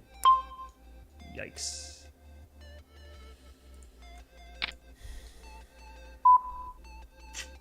Wow. This guy just sat down too. This is his first hand. I mean, he could be doing this with the flush draw maybe. How many sevens is in his hand here?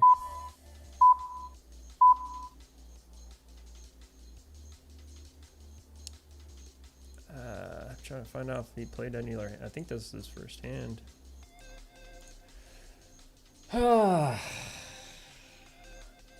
Would he do that with just a 7?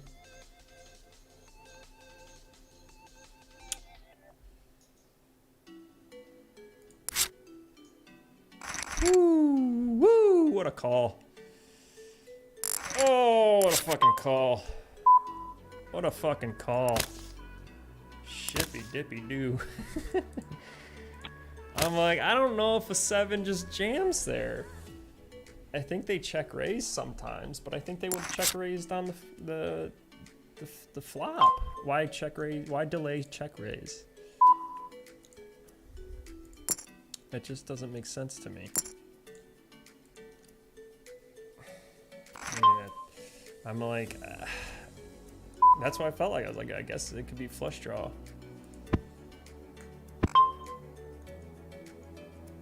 I have showdown value here. Wow, what a call. Queen 7 suited. Oh, big hand. Double up and then double up. That was awesome. A little room to breathe now. Felt like I was suffocating there for a while. First like 2 hours, just call here. No 8. There we go. There we go. Nice little streak there. Nice little hot streak.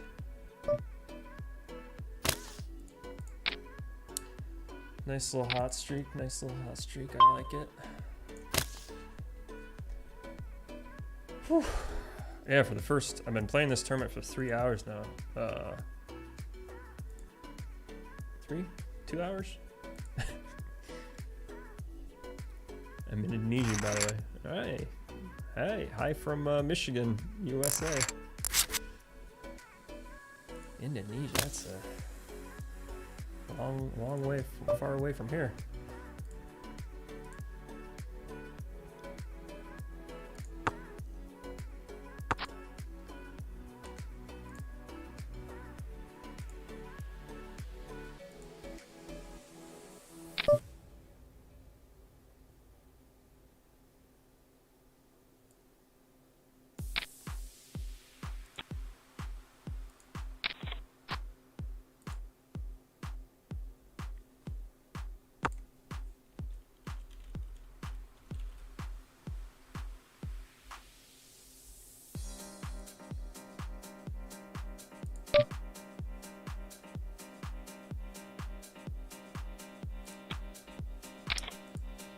All right, 5-minute break, and then I'm gonna get another tournament coming in.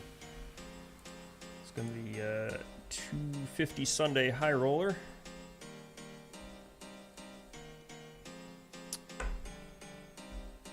So I will be back in a minute.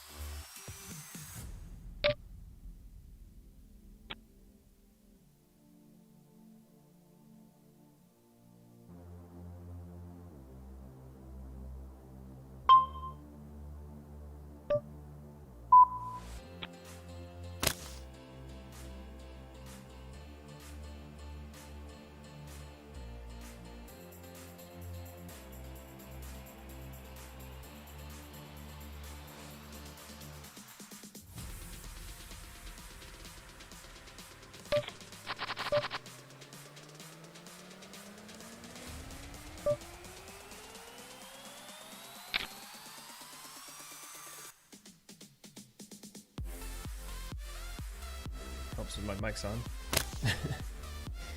Got 3 tables on right now. I'm gonna attempt to jump back and forth between all 3 of them.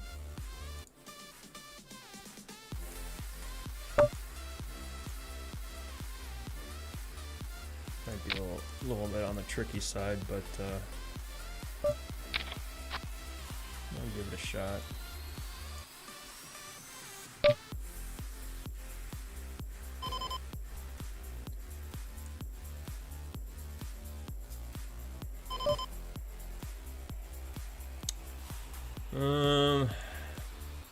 Good flop.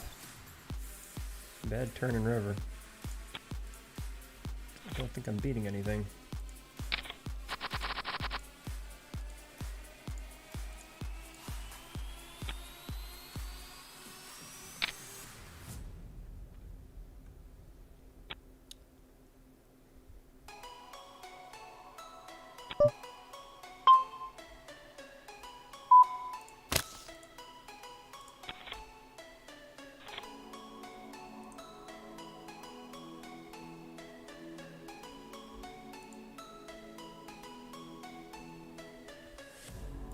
It's kind of tricky to play multi-tables. I do have 2 monitors, but it's hard to like control all the screens with OBS. I have to shrink it down and put it off to the side. That's when a 3rd monitor would be amazing.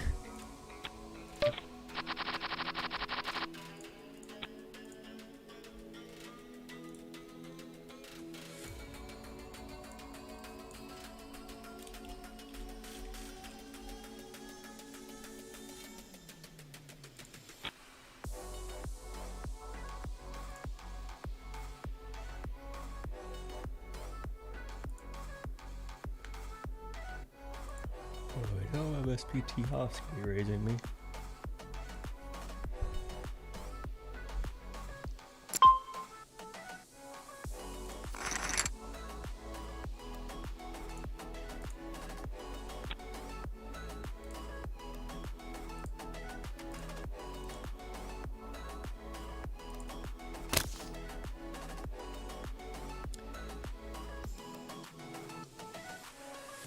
Got aces on my table number 2.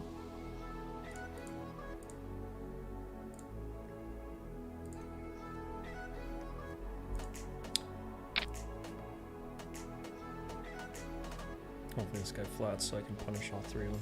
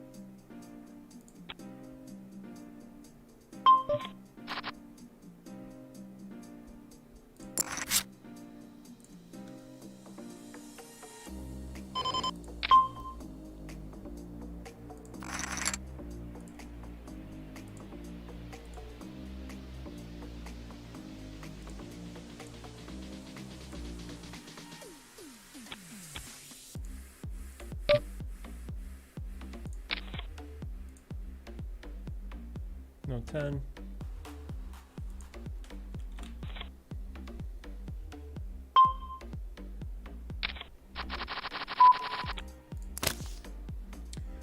Whew. My buddy ain't knocking off my buddy, but jamming 10s into me. I ain't going nowhere with aces.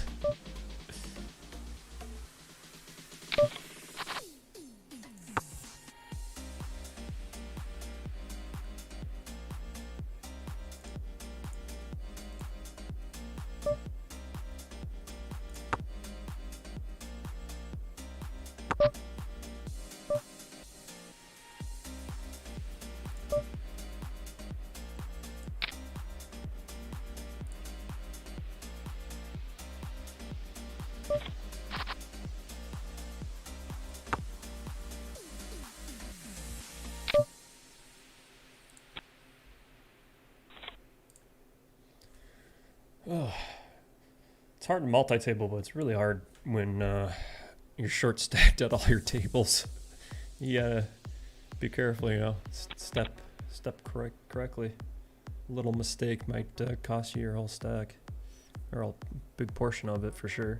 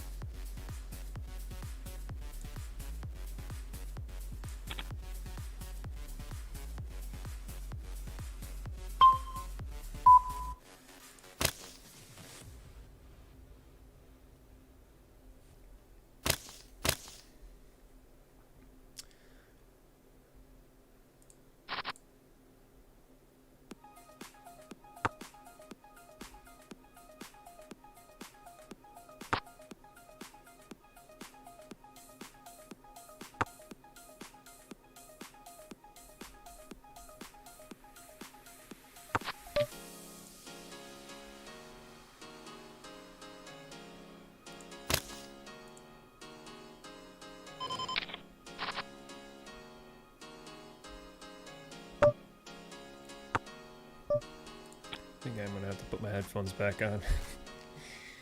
Now that I'm playing three-handed, I'm gonna have to listen to the beeps. Make sure I'm aware that I'm supposed to be acting on a hand.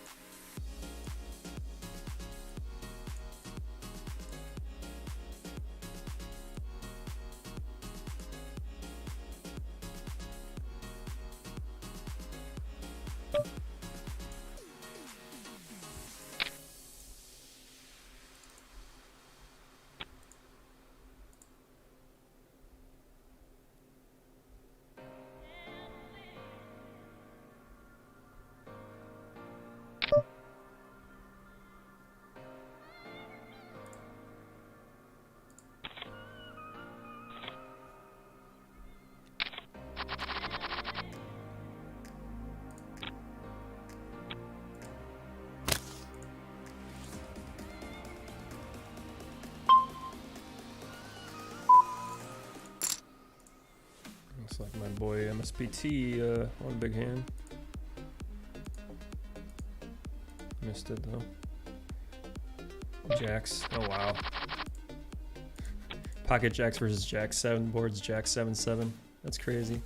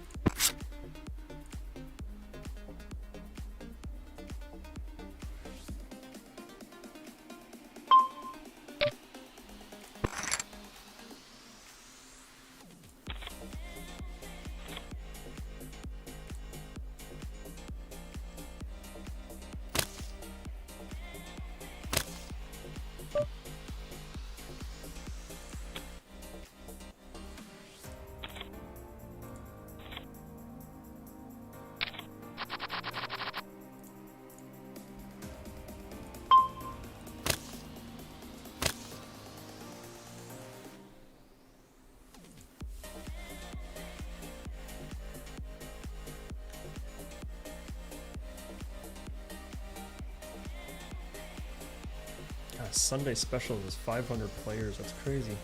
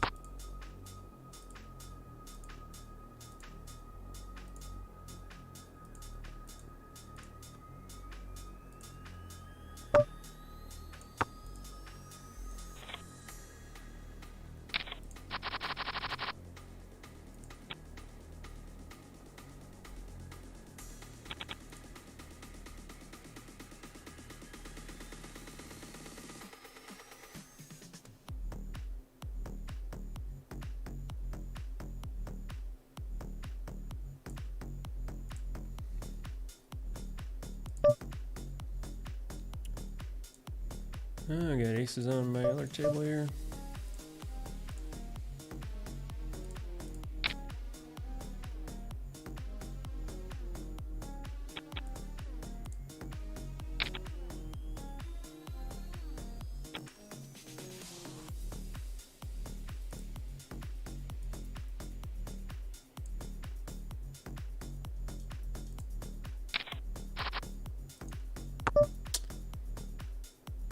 Very good flop.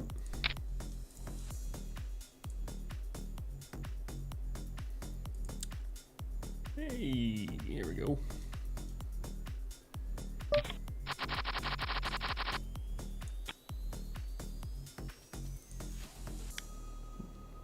This high roller definitely is going to have more action because it's six max, and definitely a lot better players too.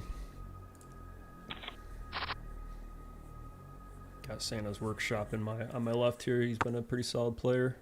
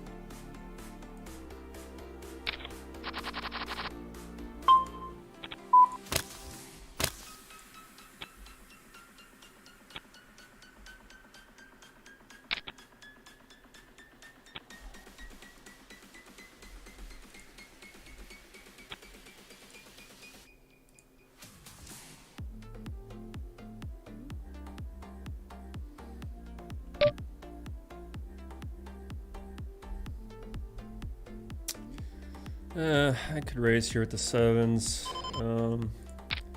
It's kind of an early position raise. It's probably a raise to protect your hand a little bit, because obviously sevens, there's not many flops, but I'm kind of just feeling like set mining here. It's kind of a mixed flop. Obviously, I like hitting a 7 there. I probably have the best hand right now, but obviously I'm up against a lot of flush draws. I feel like I'm not gonna get many flush draws to fold, and I did not expect.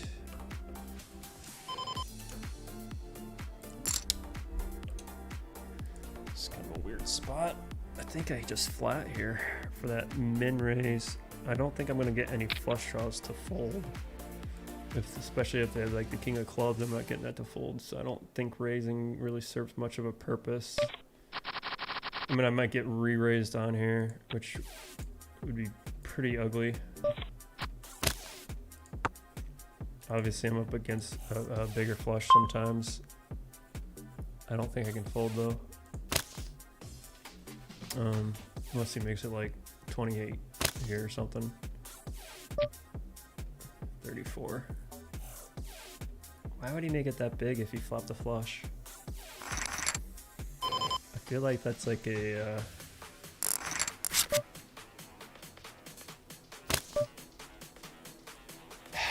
aces or jack raise, ace jack's very possible, ace seven's possible, even though I'm blocking that. I just don't, unless he flopped a low flush.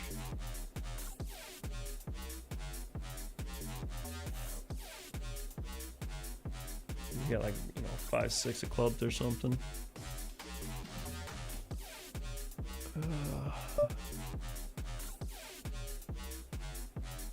Wow.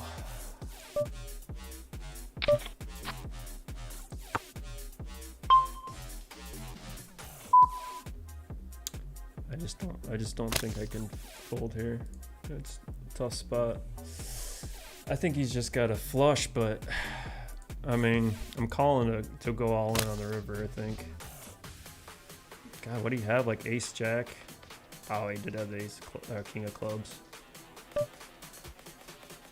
Wow, that was a huge hand. That was crazy. That was a really tough spot. Really, really tough spot.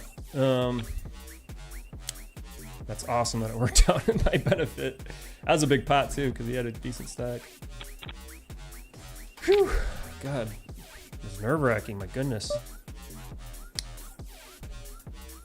I just don't see even a small flush. I don't see them betting that large on the turn there. I mean, he had a great hand, obviously. I just don't see, like, I mean, maybe a baby flush does that. He raised the flop, which was a really good raise. God, he had like the he's pretty much the only hand that I beat. That or ace jack. Those are only two hands I beat there, I think. Because aces and jacks raise pre-flop.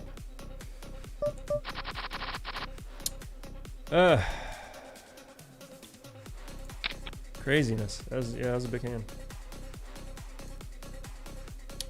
I think that could have gone either way. I mean, it smelled like a flopped small flush. Obviously, like the nut flush, I don't think goes crazy there. They don't have a reason to raise on the flop, but a small flush does, not a big flush. So that's really the only hand that I'm losing to, is just a baby flush.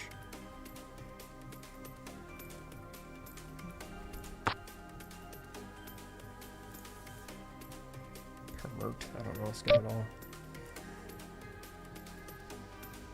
That's a pretty big blind heavy board, so I'm just gonna be done with this. Whew. Big game. Craziness.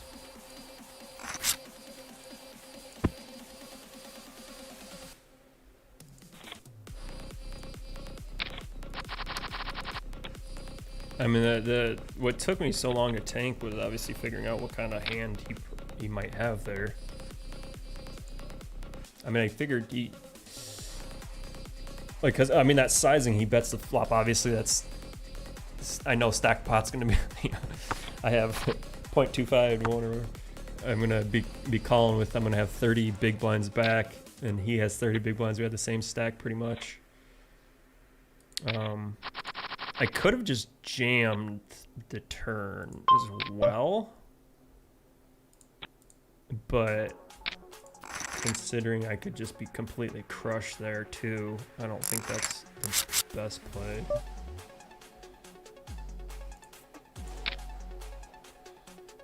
I got a nice big stack now in the Sunday special. That's good.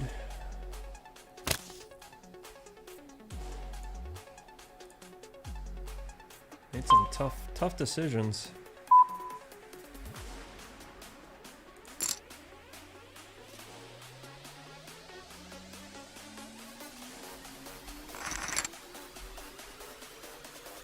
Not the easiest of spots.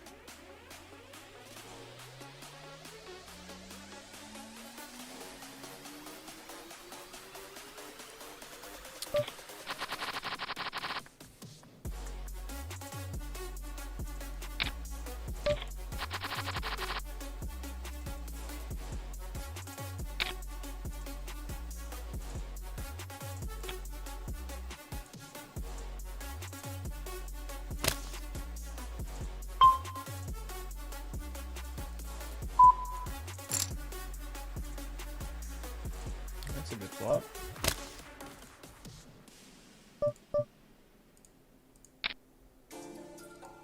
Got a hand on each table. Let's see if I can win all three.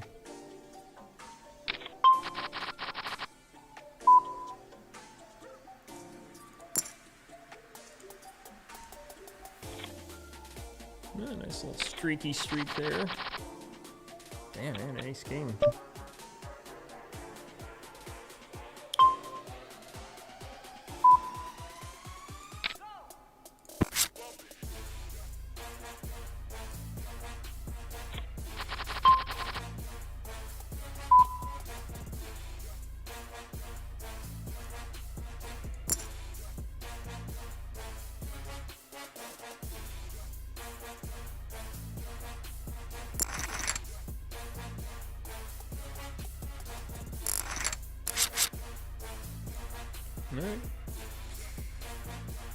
had big hand at all 3 tables and won both of them and chopped at another one.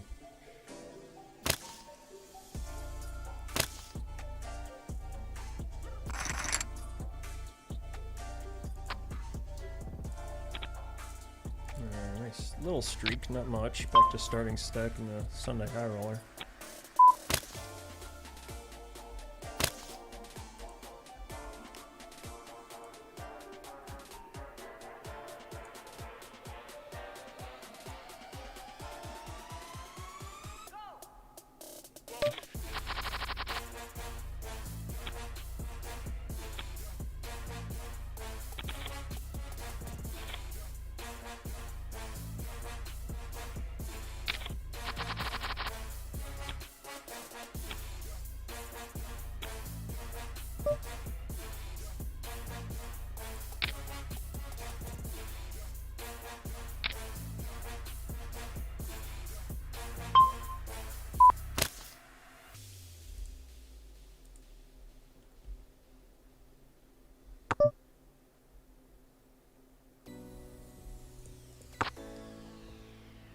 That board did not hit me at all.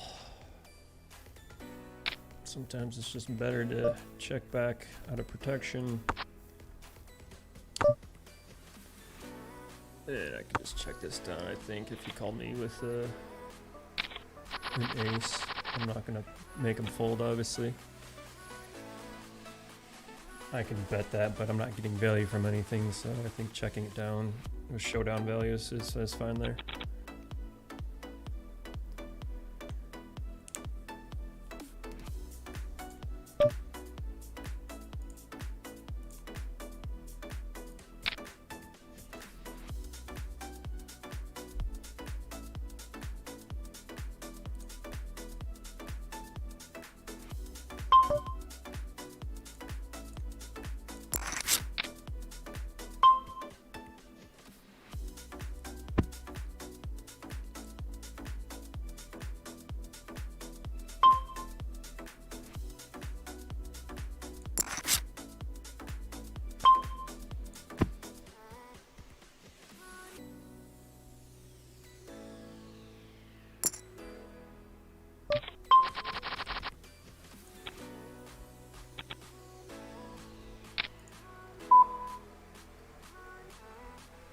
Pairing a straight draw, but he bets over pot. I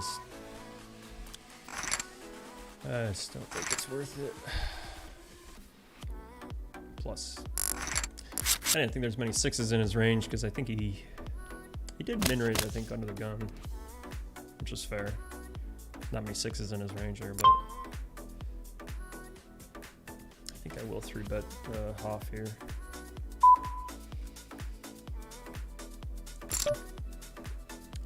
To kind of mix it up, because I don't think I 3-bet him before with the 7s.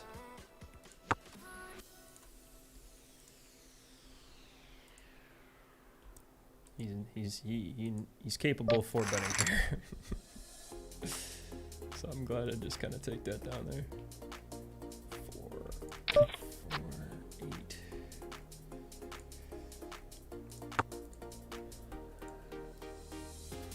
Biggie here, he's a pretty good player too. Big sizing. You could just pick up some equity on the turn, but I don't think I have enough equity to continue. I don't think.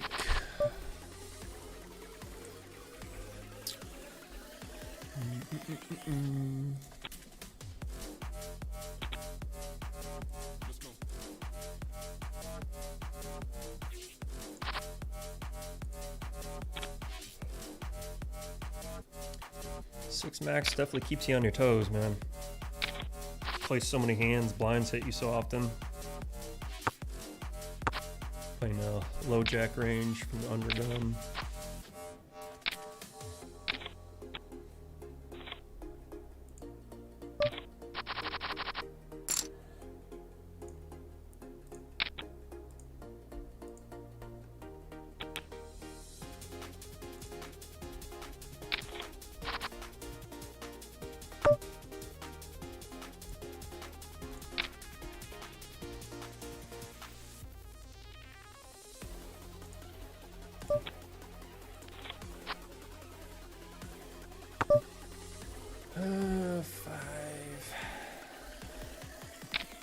get value from a 7.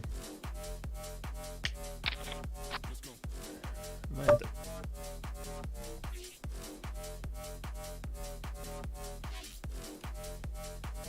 I don't know if I can get 3 streets of value from 7 though. I'm gonna try though. I think my hand's just too strong not to check back. I mean, there's 5, 6 sometimes his range.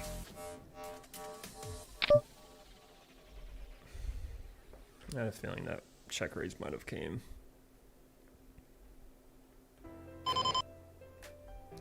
Fortunately, he's got the nut advantage right now. That's the sick part. That's why I was considering just checking back, but I'm like, jacks are so strong. Like, I just don't know if you can check back jacks. I just don't think he's doing this light though. He's got all the 2 pairs, all the straights. That's why my gut was like, God, can I just check this? This board is so nasty. It's not in my range here.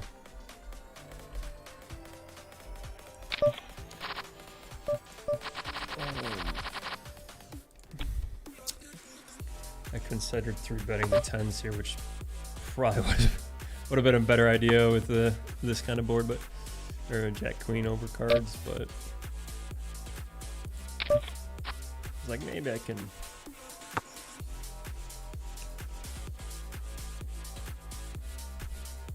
I think I might just fold this. Check fold. I think if you're not gonna yeah, okay, yeah. Try to mix it up by not always 3-betting. I felt like I've been 3-betting a lot or playing a lot of hands, so I don't want to come off as too crazy.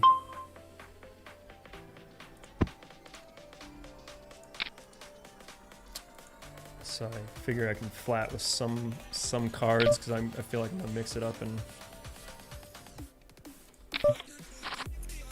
definitely call. I don't know. I think there's a couple different ways I could play that, but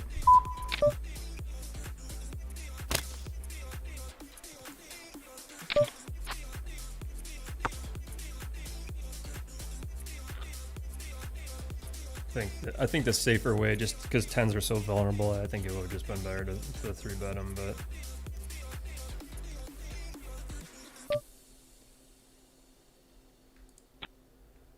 That's fine, I think.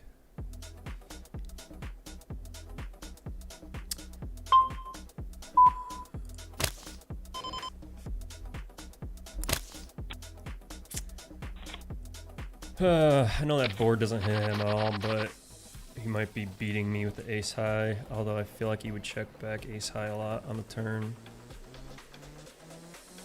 He could easily just have a pair there too.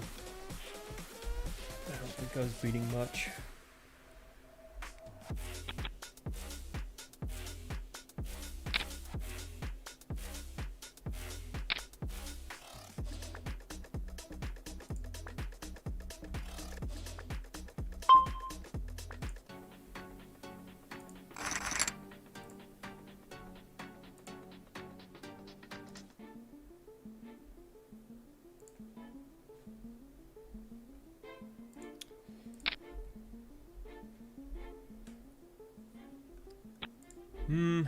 Yeah, a little painful. Cost me a little bit. Should have just stuck to the typical, raise. That's alright.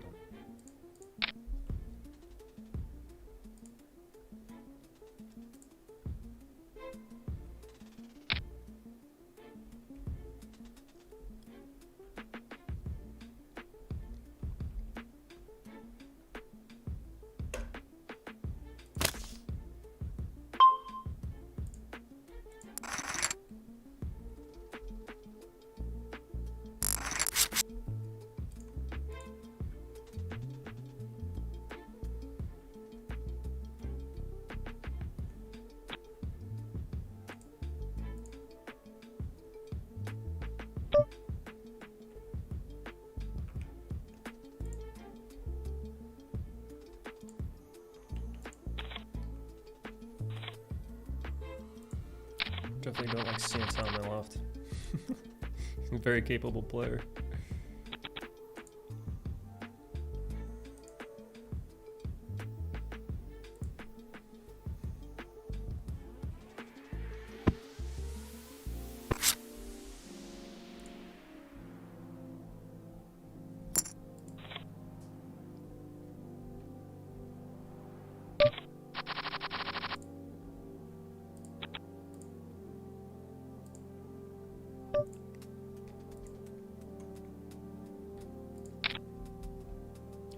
Ace King of Spades here.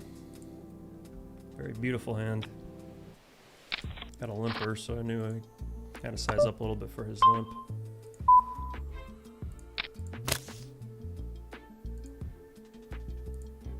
No, that was not the best board. I do have straight draw, 2 overs, backdoor nut flush. Cool, I'm fine with that. I am fine with that. Not missing much at the Sunday special MGM high roller here.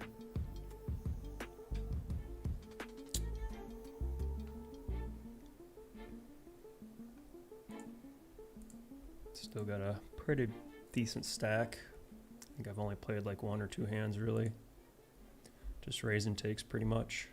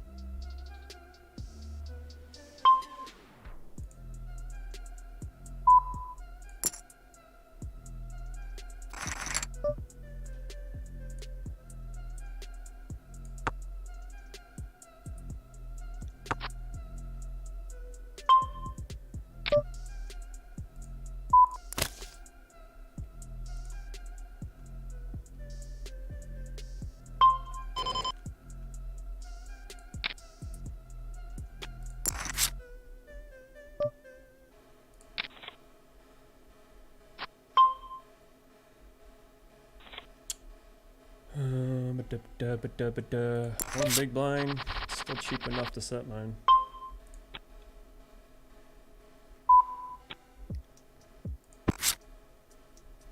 Ship it. What beats me here? Not much.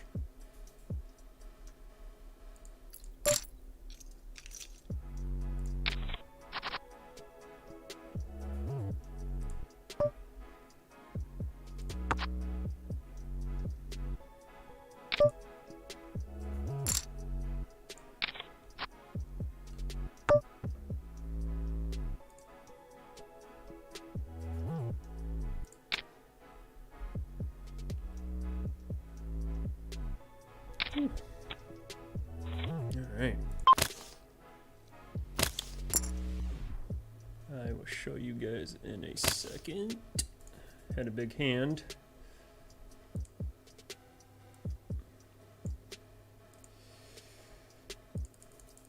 Very, very nice hand. I raised pre-flop with ace-4 clubs.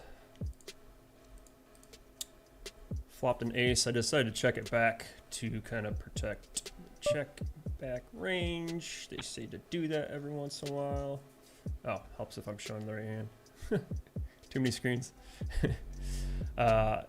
Chip slipping 6-6 called my pre-flop raise. I decided to check back. I have a pretty strong hand here, but it can, you know, be dominated a lot of times too. So decided to check and keep the pot smaller. It goes check. Plus I'm out of position too. Oh shit. That's the downside of having too many screens open. Hold on. Is this it? All right. Let me put it over here.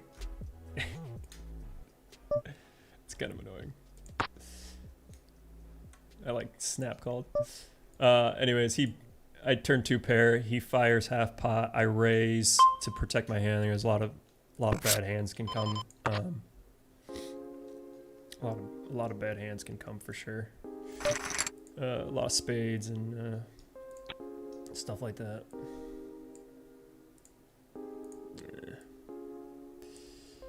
Anyways, a lot of action. It's hard to show you guys a hand.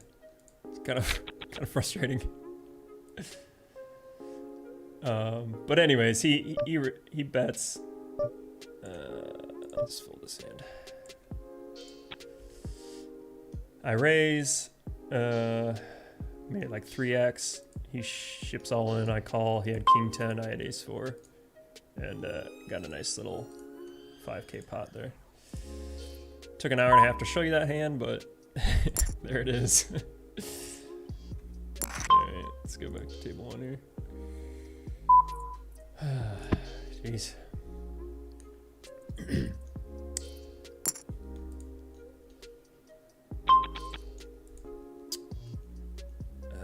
2.6. I get 9. 2.6. It's small, but this guy's been betting really small with the pots. With this sizing, he's gonna jam river. That's the crap part.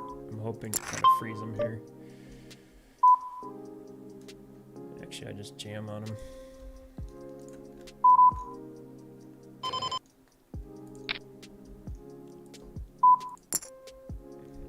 I think that's a fine play. Oh my god! He had ace 10?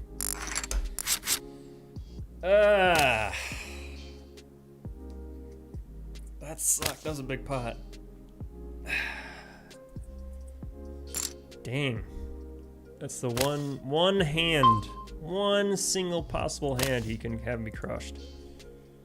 I mean, obviously there's other hands, but jeez, that was brutal. That was a big pot too. Thankfully I can afford it, but that sucked.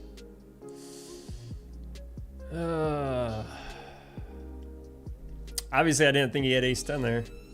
I mean, the hands he's played before earlier in the tourney, like he just had a lot of garbage. So I'm thinking I'm just getting value, you know, getting a 10 or maybe, I don't know. Maybe I just played that horribly, but I think with the pot sizing, I think just jamming is okay. 68k. Yeah, it kind of sucked.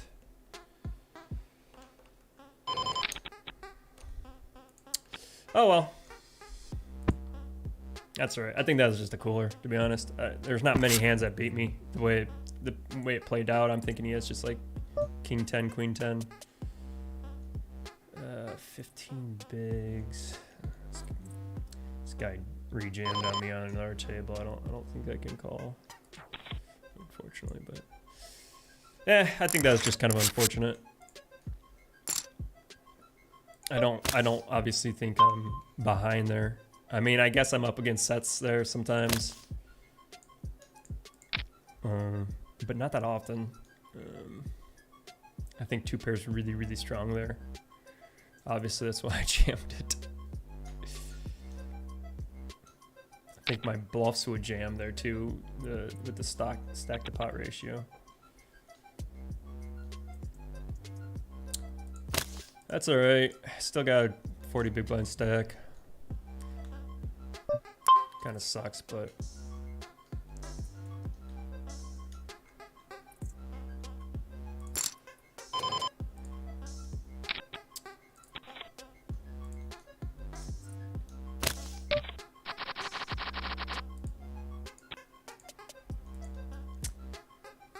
that's all right.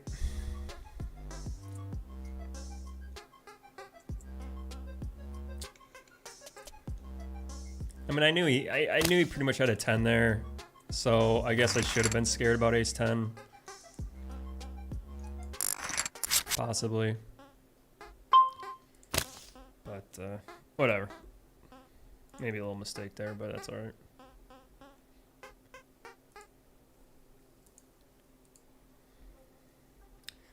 That is okay.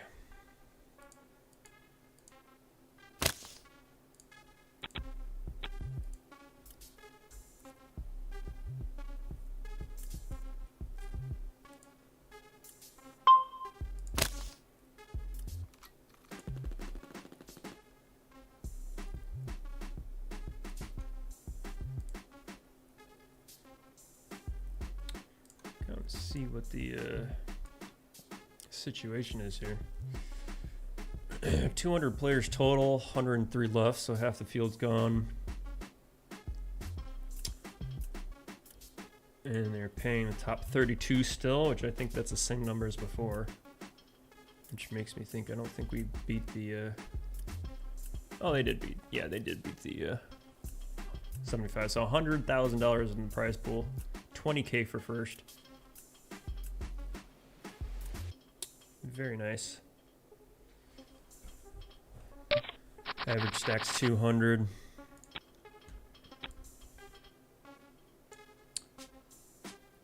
Where am I at? I'm in 51st out of 100, so right in the middle. Plenty of poker to play. Actually, I wanted to see if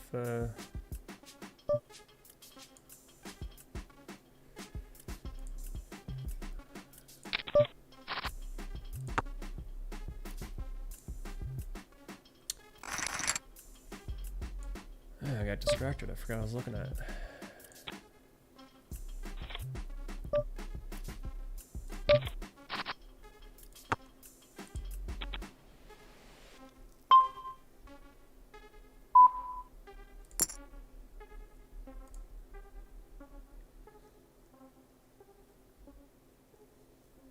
Oh, late registration.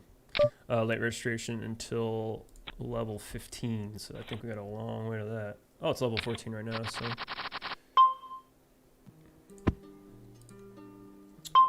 Yeah, so next level.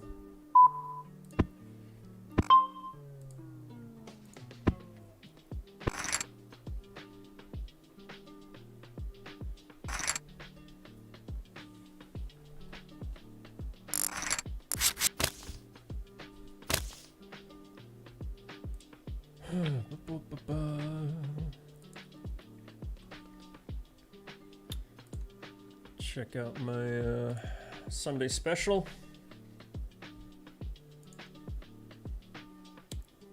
It's got a lot of people in this tournament. Crazy amount. 500 plus players.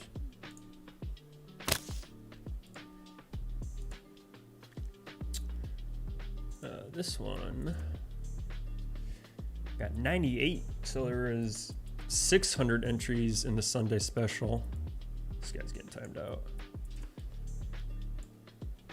98 paid, so still got a lot of people. A lot of people to go for sure.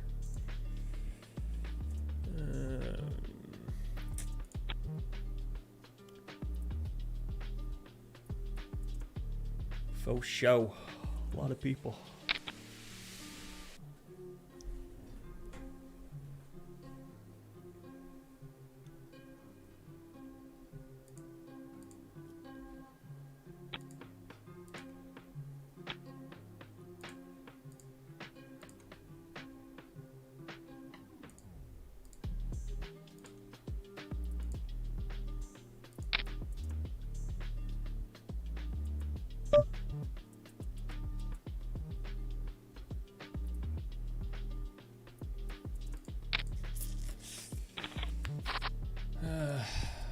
things to do with Jack 10 there. The offsuit hand, I think I probably should have 3-bet. I don't think it's good enough to limp there. But on the button, I think it's okay. You can limp flat a lot wider on the button, so. But then you get in these awkward situations where you're not too confident that you're good with these middling type of hands. He was under the gun +1. I don't know if I can call a second bet here if he bets anything like 6-7. I think I just give it up. I mean, he has some straight draws. If there's a flush draw, it's easier to call him. 6, half bet.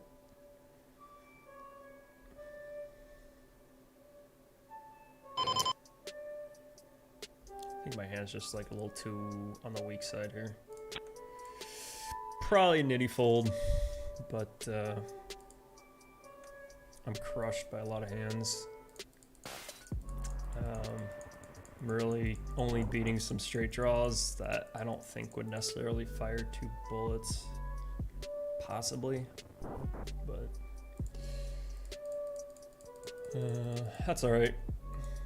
Maybe a little nitty fold, but all right. Break time. I will be back in a second.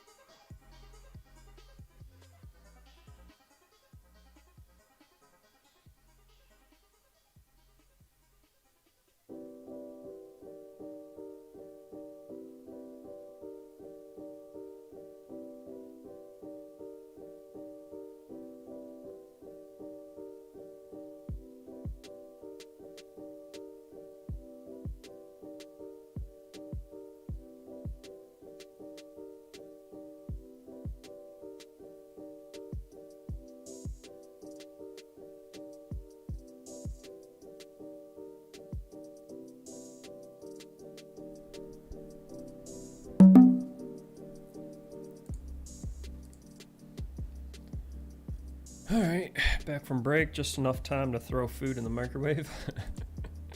So I'm gonna have to run back. Kind of tricky to eat and play and cook and all that stuff at the same time, multi-tabling. I'm gonna have to sit out all 3 tables. That's all right.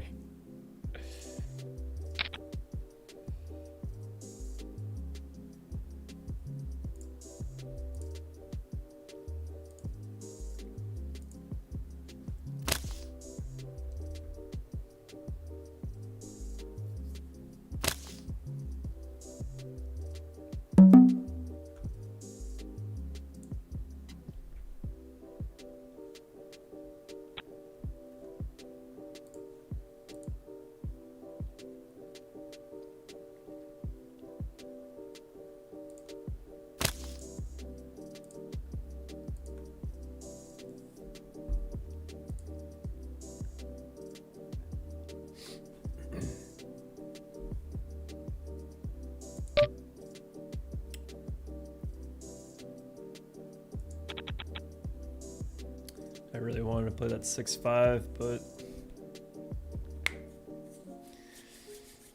in that middle position with a razor and a flat, you know, it's like I don't know if, I mean, I guess I could raise there, but against the 2 earlier position players, like I just don't think that's probably the best play. There goes my microwave. I'm gonna have to run out. This guy's been 3-betting me like crazy. Not like me on my left there, buddy.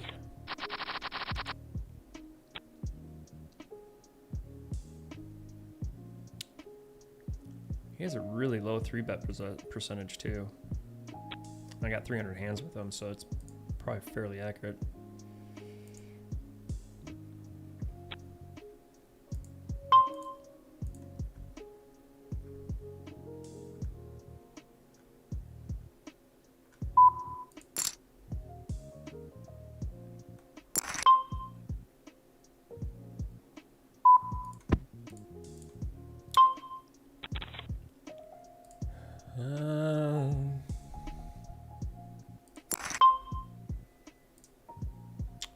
This is not going the way I had hoped.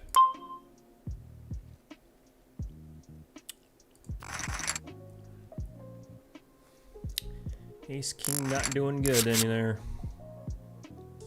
That was kind of painful. Oh boy. I was just about to get up and run and go get my food, but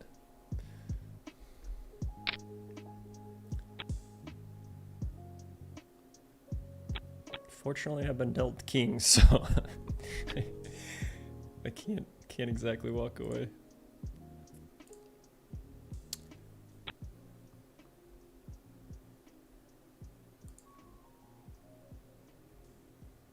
If this guy could just jam, that would be the best. Make my life easier. Susie Greenberg, that name sounds familiar. Got a huge stack.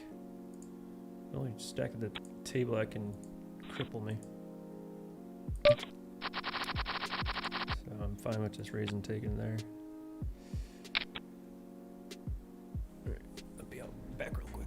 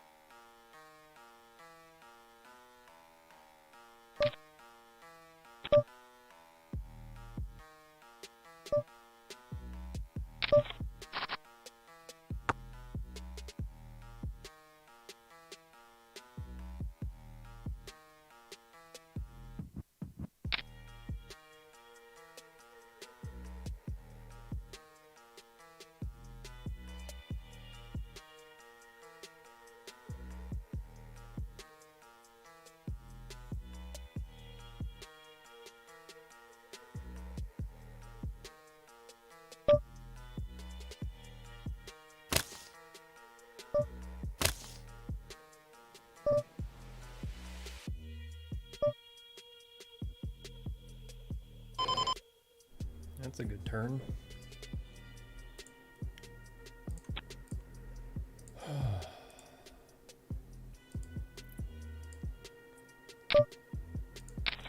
He just jams all into the nuts.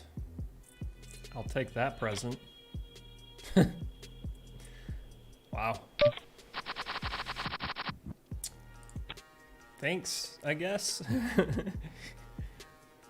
I mean, maybe his thought was like, I need to protect against a flush getting there, but if I had a flush draw on the flop, obviously I hit it on the turn.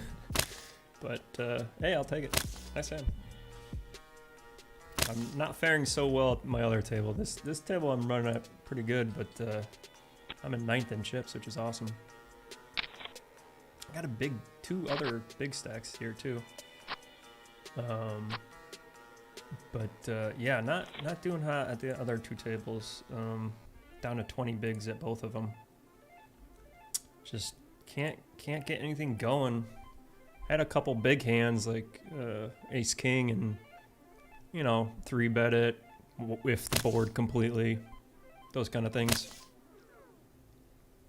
That's pretty much all that's going on. Blinds just keep going up. I got up to 187,000 in this MGM one, but I'm back down to starting stack, unfortunately, and that's 20 bigs, so I'm going to be jamming here soon. Unfortunately. And then, unfortunately, same thing, same story at the Sunday high roller. It's not been going well.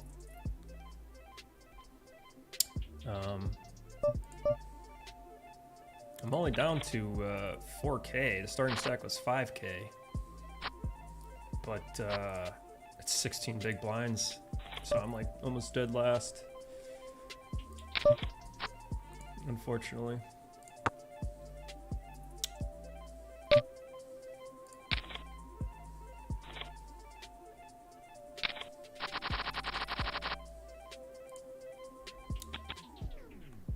So definitely gonna have to find a spot here to jam. It's not been going too well. Only had a couple big hands and got some doubles and stuff. That's it, man. Nothing else has been going on. Actually, I'm sorry, I lied. The Sunday high roller starts at 10,000, so I'm like I am shorter than I thought I was, but either way.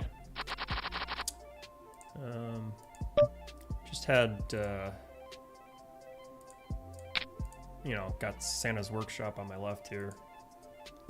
He 3-bet me a couple times. Like I said, I did not want to have him. I just keep getting 3-bet, man. It's been getting pretty frustrating because I'm raising with, like, you know, 7s and other stuff, but I think I just have to jam this. But I don't know if I don't have any full equity though.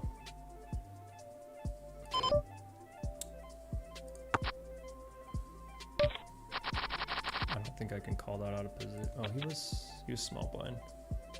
I can't call that raise. I just got to jam though. I don't have enough fold equity to get him to fold. So I'm most likely just gonna get snapped off and be crushed there, I think, most of the time. So I think that's fine. Min raising and then folding is totally fine there. Even with that stack sizing. Sucks, but you know, these guys have just had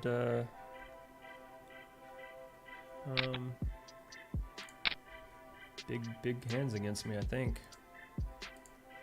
I mean, I know they're capable players, so they could be doing that with absolute garbage, but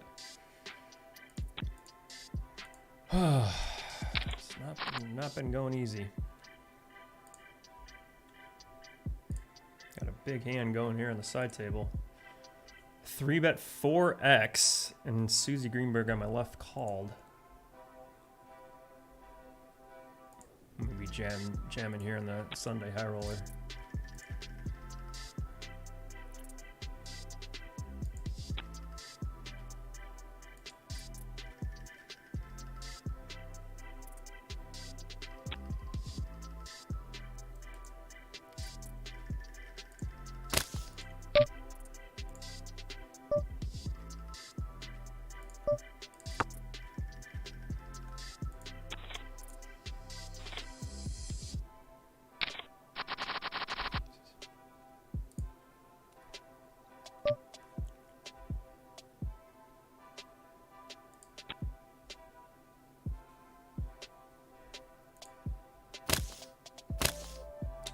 Go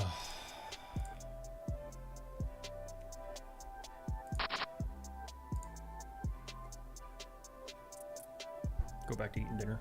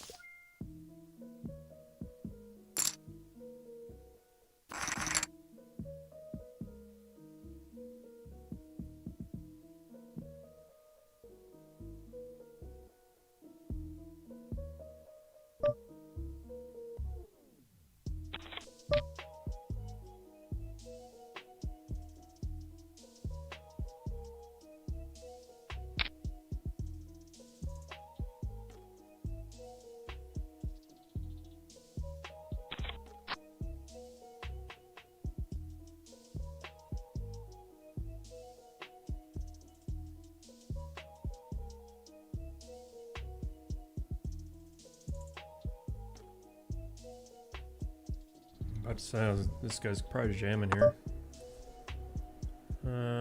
Happy to check back. Wow, we had a 3.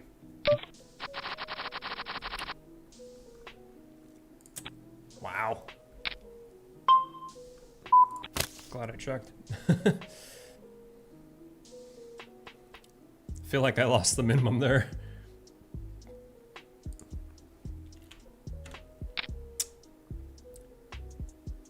Pierre Bernard.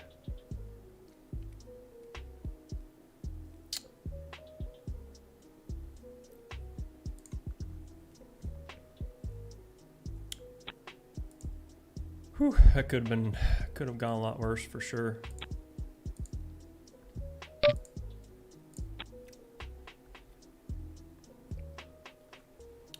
I'm getting down super short in the main here. Main high roller or whatever you want to call it.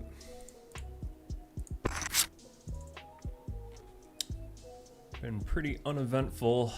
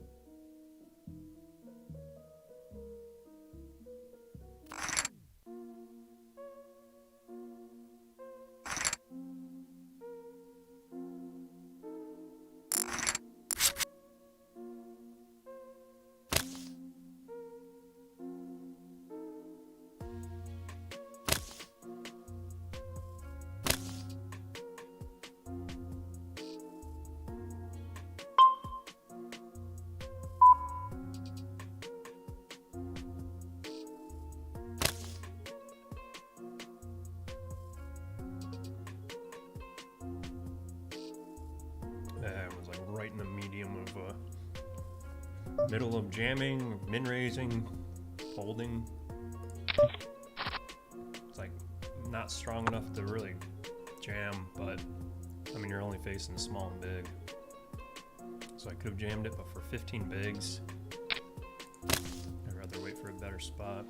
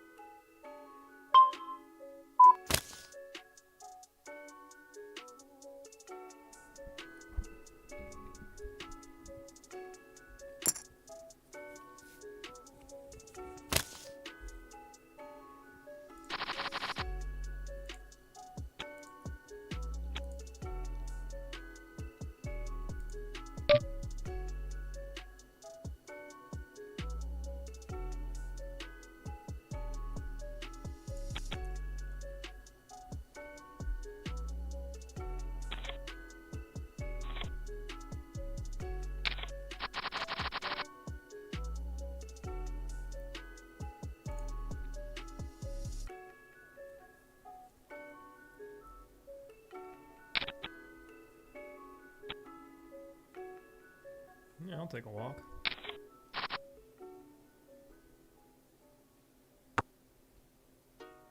Jeez, this guy's got 126 big blinds. I'm like, he's got to be the chip leader. I was gonna jam into this guy. I don't know if I can jam now because I'm probably gonna get called by the original limper.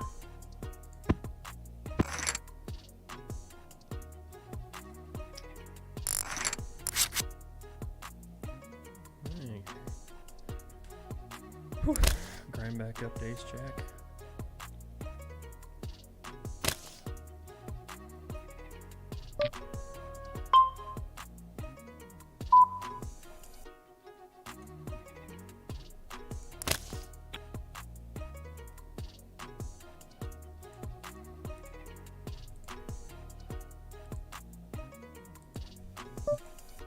Curious if I should have just jammed this. Ooh, flop two pair.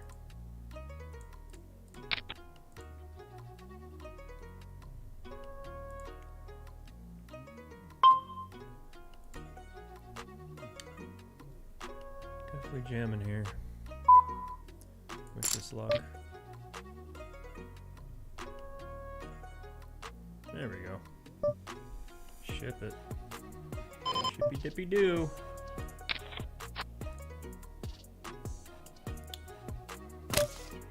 Kinda got a weird hand going here.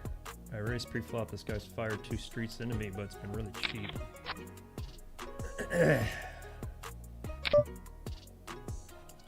I mean, if you had a king, what the hell is that?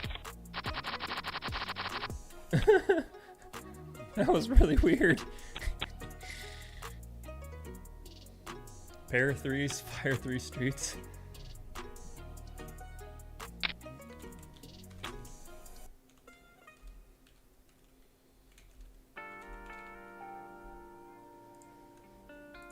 I don't get it, but hey, nice hand. I'll take it.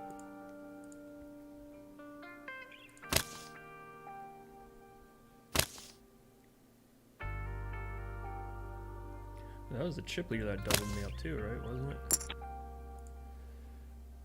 I think so. Oh no, it's the other guy. Oh no, it was a chip leader. That was nice.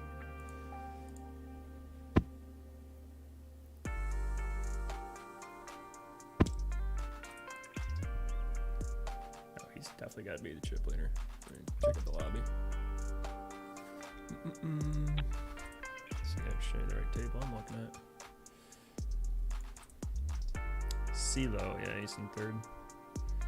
G-Money's up to $1 million. Casey Spency, he's a good player. Let's see. Are we even close to money? 40 get paid, 79 left, so still got a long ass way to go. Oh, cash. I would love to cash this one. Obviously, the buy-in was extremely expensive, so. Get some more money out of the deal would be great.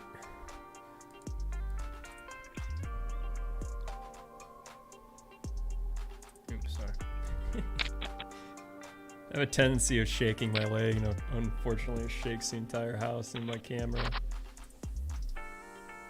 Makes the viewers a little dizzy. My table is like super high high center of gravity and weak little legs.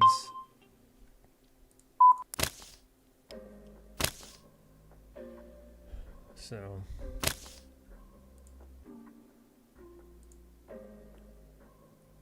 very easy to shake the table. Come on, Hoffy. Buddy old pal.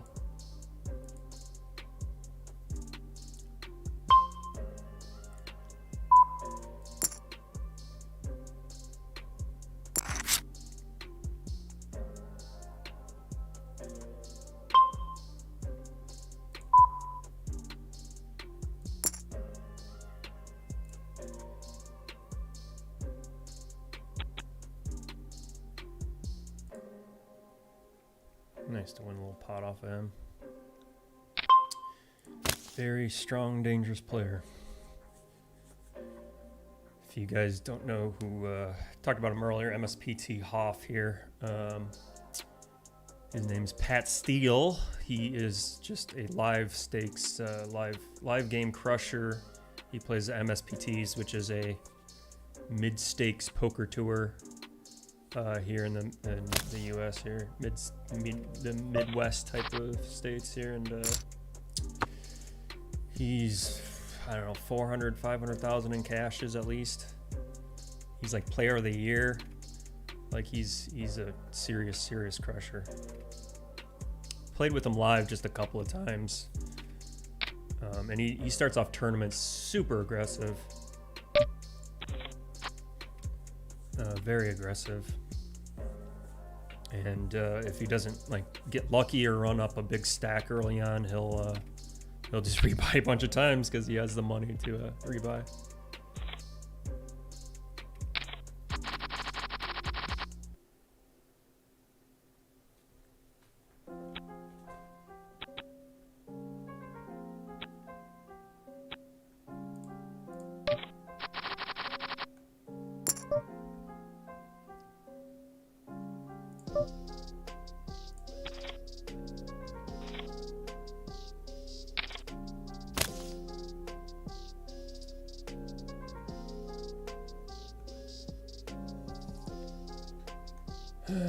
Got a short stack here.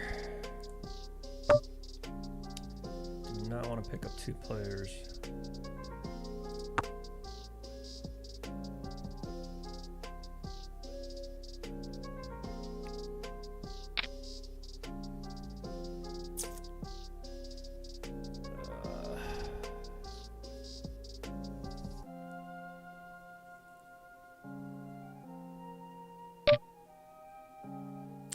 Makes that decision easier. 2 hearts would have been a little nicer. That was kind of painful.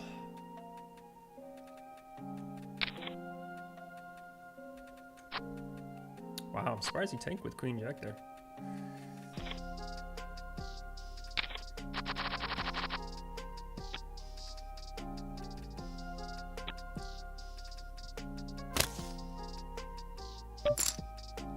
Big hand.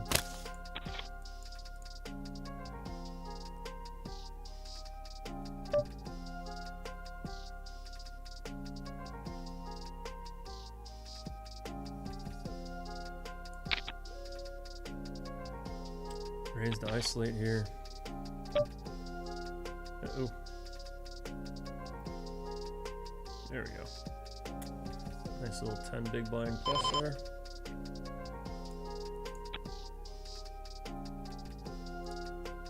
Back ace queen, I'll take that.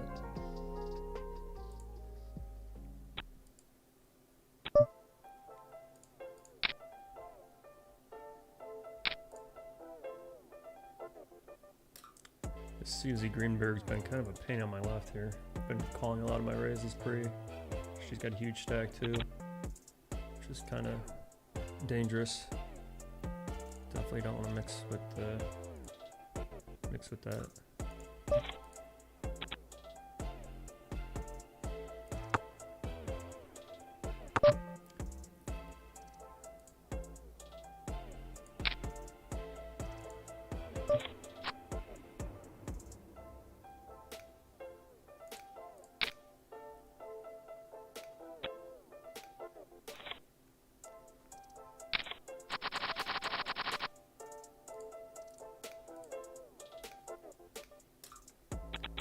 Alright, let's see how we're doing on this short stack. They doubled not that long ago, and then it's just been nothing but downhill. Had a couple raisable hands, but just whiffing, unfortunately.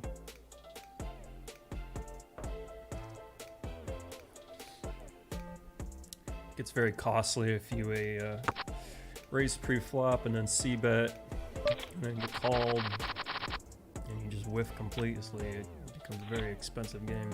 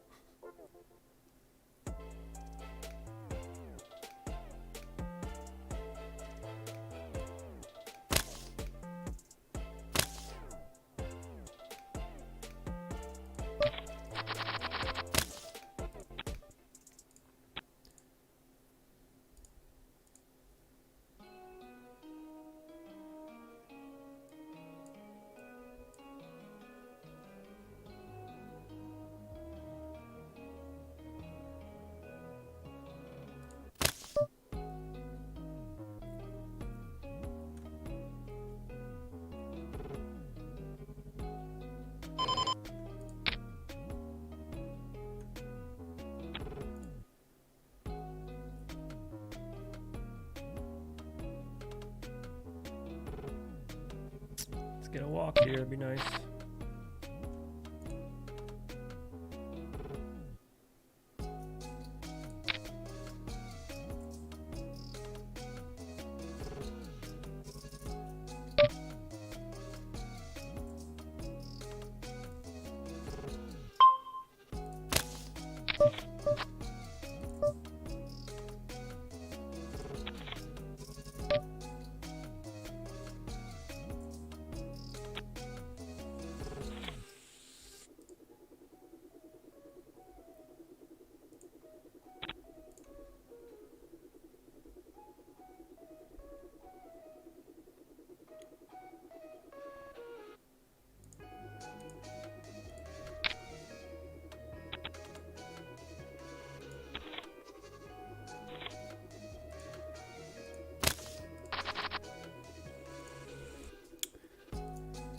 Oh boy, I need a hand to jam with.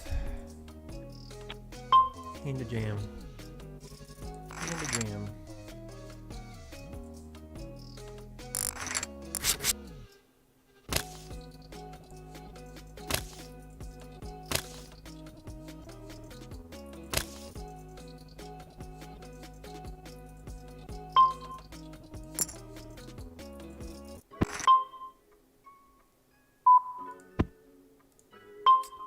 Five is not the hand to jam.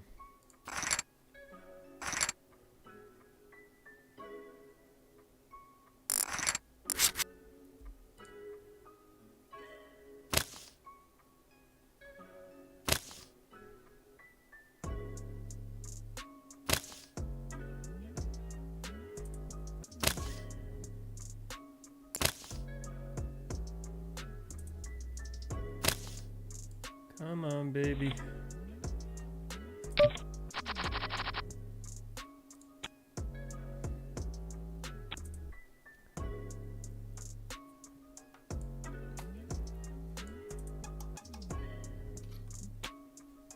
I'm deciding if I do get knocked out, if it's worth a rebuy. I'll be rebuying in with about 22 bigs or something like that. I hate rebuying for a shorter stack like that. For expensive tourney.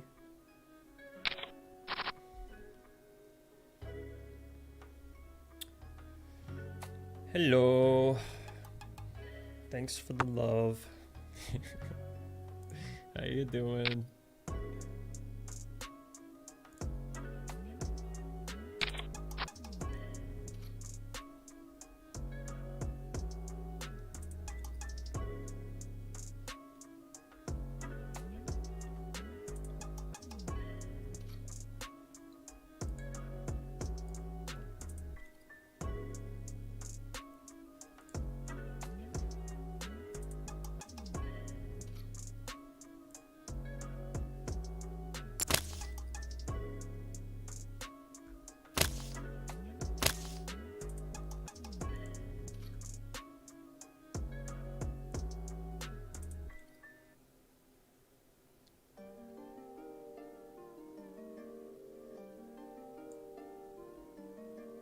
Queen King going all in.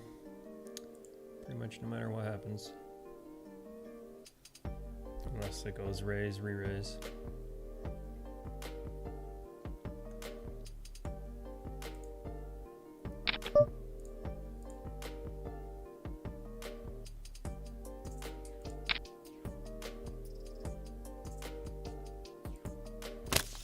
Good luck all in. No jack. Fuck.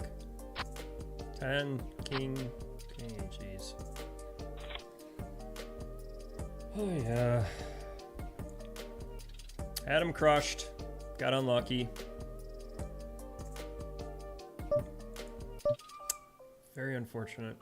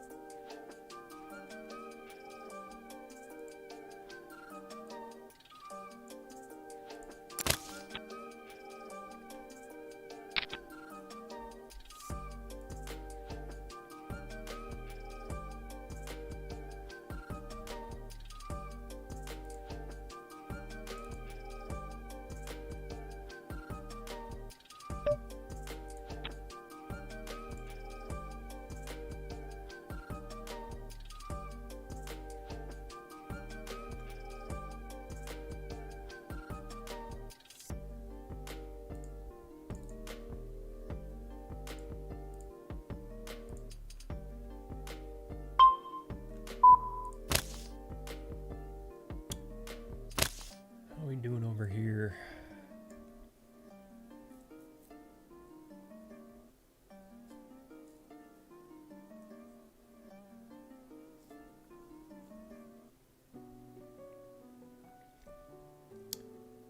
$75 players. It's still a long way until I pay.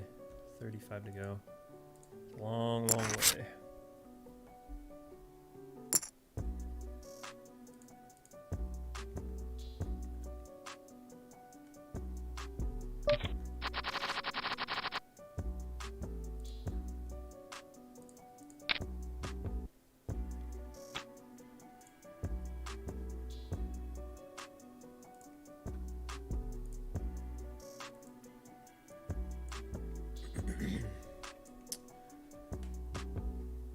Let's see, table 2.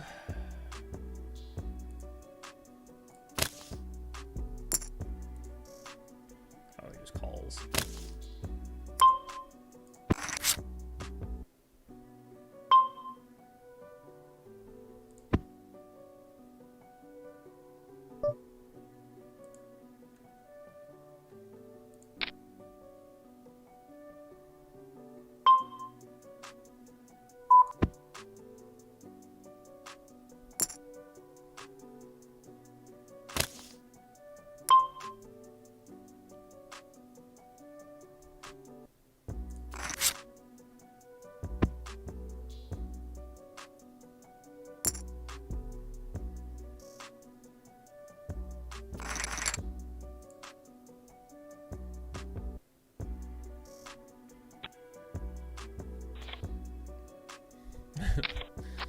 Long hand.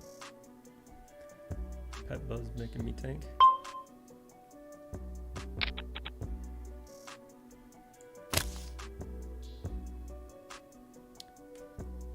Yeah, bad luck. Yeah, the chat does take a while.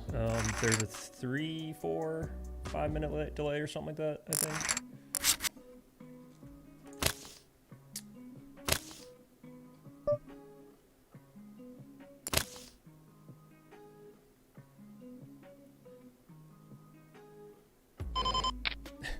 This is kind of a loose call, but obviously I knew he's coming in, getting 3-1. Already had some money in there. Pretty strong hand overall. Not against ace, king, and kings though. Ace 3's not that good against those two hands. Didn't think I was that crushed.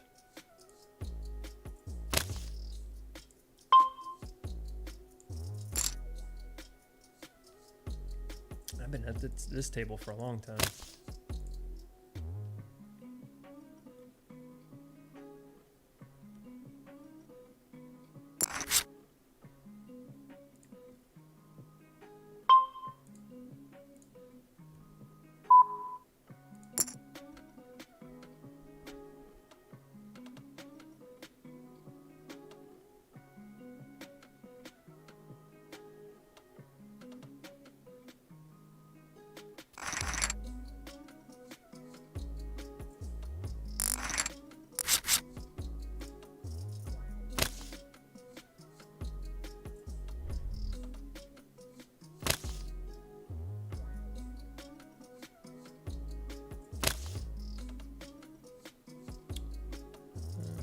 Table 1.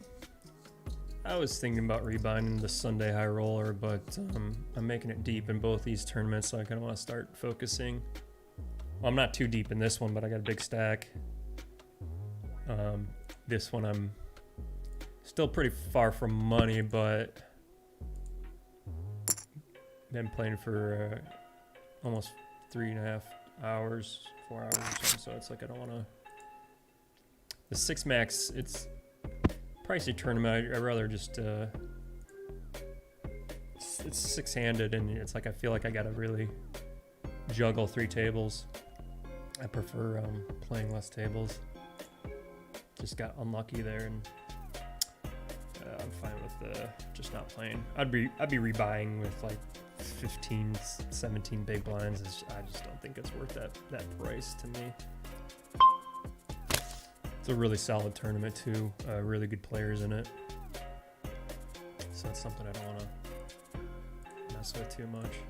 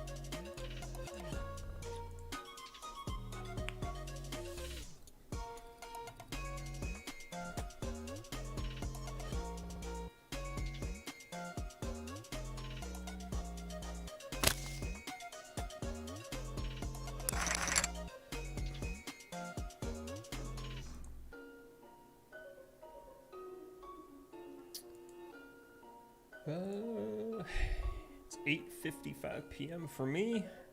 That is break time. So I will be back in a couple.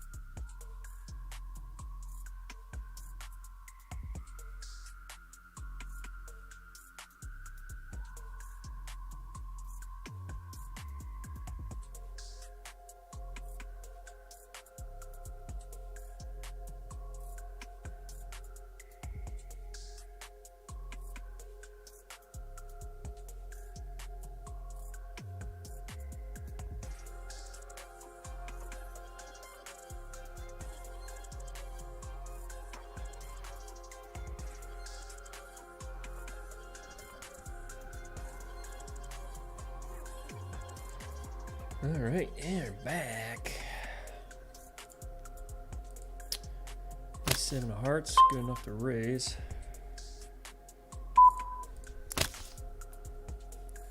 From the hijack here. These two have been trouble for me. hard to get past them. This guy I've been playing with for hours. He's the same table. Deneen. He's the one that was. I think he's the one that limped like queen 4 off or something under the gun. And he's still here, so I gotta give him credit.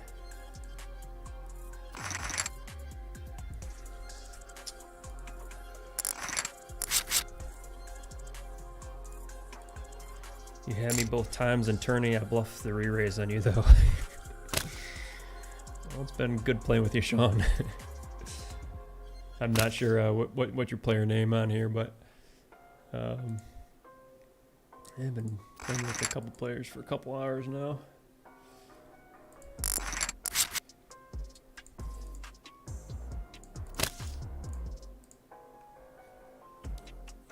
Hope I've been playing pretty decent today.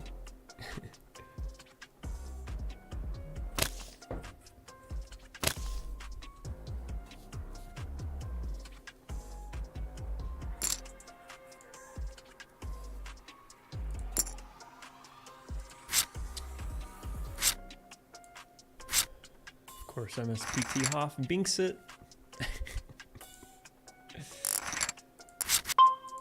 He's the man.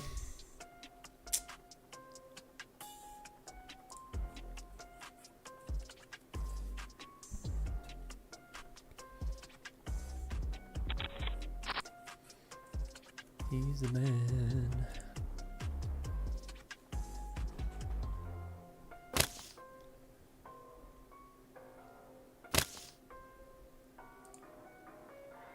It's not the player I want to double up, for sure.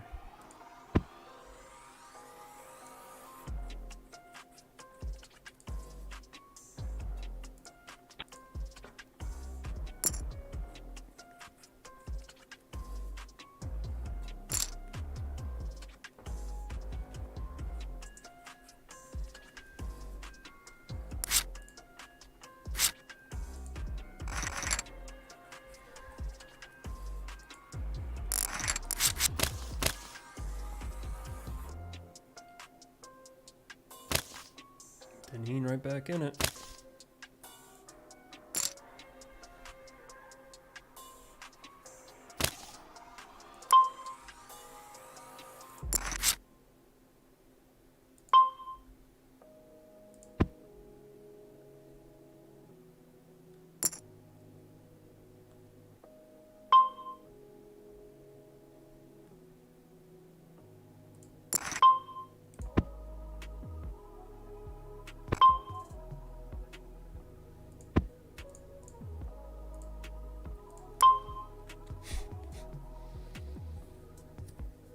I think he liked that 10.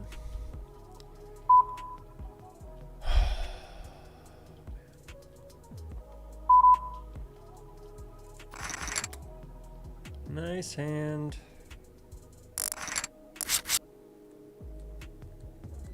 Darn it. Darn it, darn it, darn it.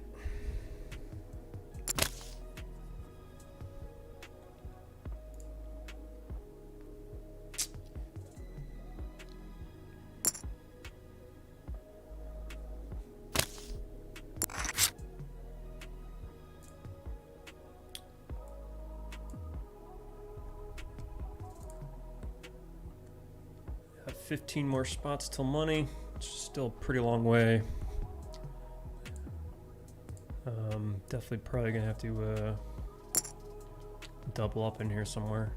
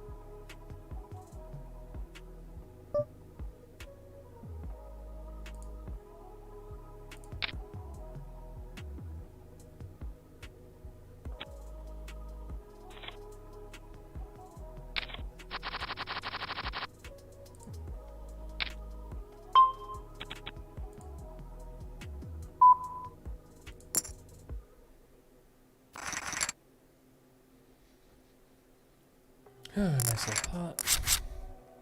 Ooh, jeez.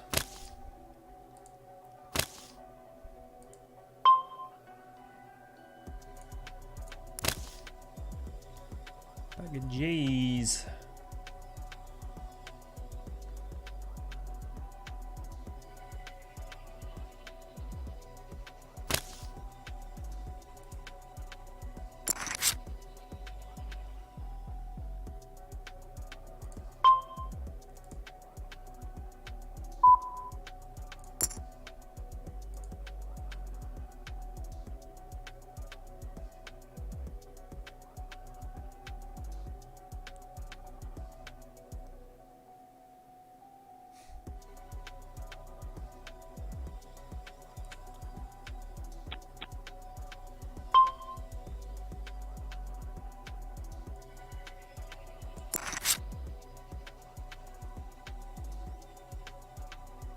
What a horrible run out. Unreal. Jesus Christ. What a horrible, horrible run out for Jacks.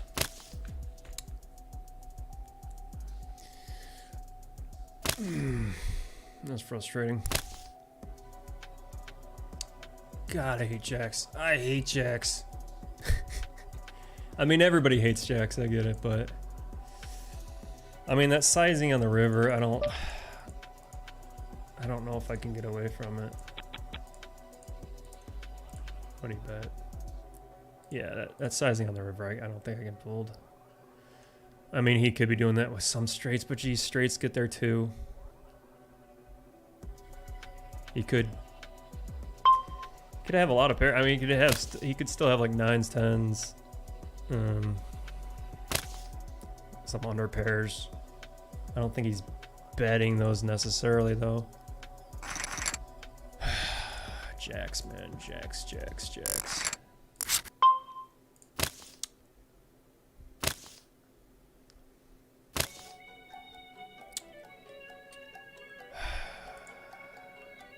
It's frustrating.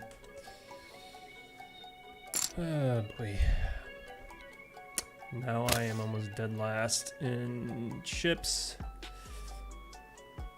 I don't think I'm good enough to get away from that. Diamond hits. I mean, obviously he's going to have that most of the time, but I'm getting 4-1.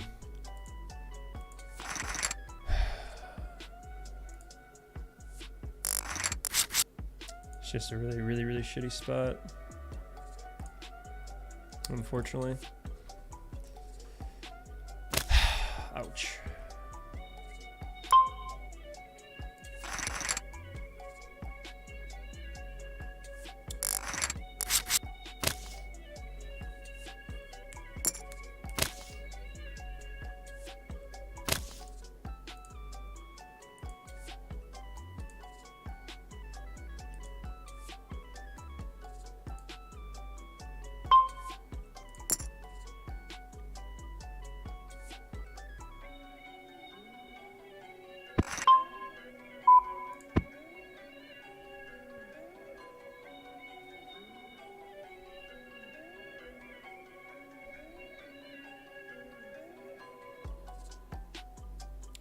Jack of spades on the turn.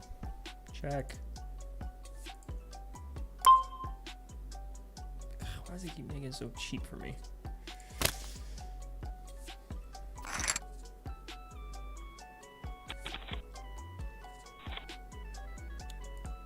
Still doing the big blind bet 3 hours into the tournament. Oh man.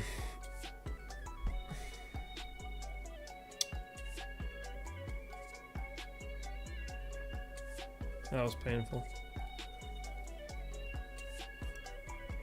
Trying to think of another way I could have played that hand.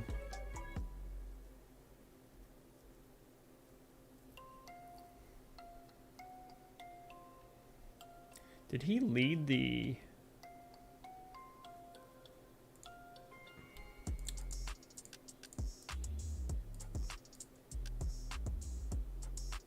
Did he lead the turn? Because if he did, I should have raised then, but that's a great turn card for him to lead on, because I'm thinking he has I mean, he has all the nuts, obviously. He has 3s and 4s.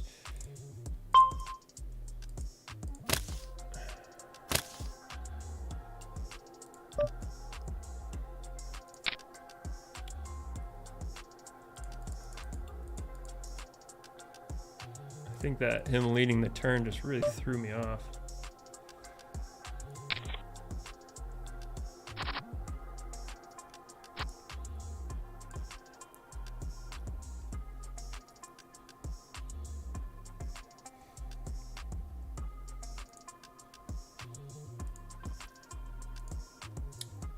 I mean, that was a great lead for him, too.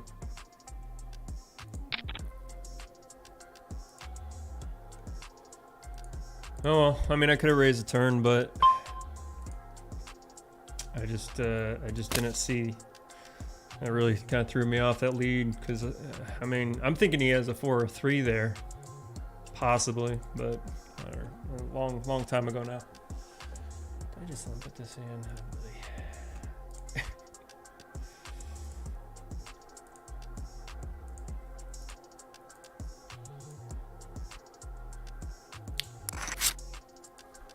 I mean, hindsight, obviously I raised there, but I'm just trying to get to a cheap showdown at that point.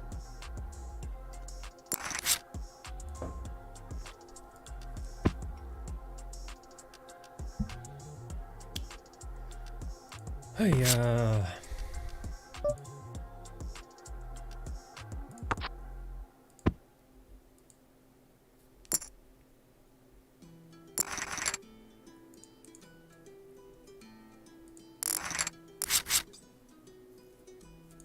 King Queen going all in here. If I can get these guys to fold. Damn it.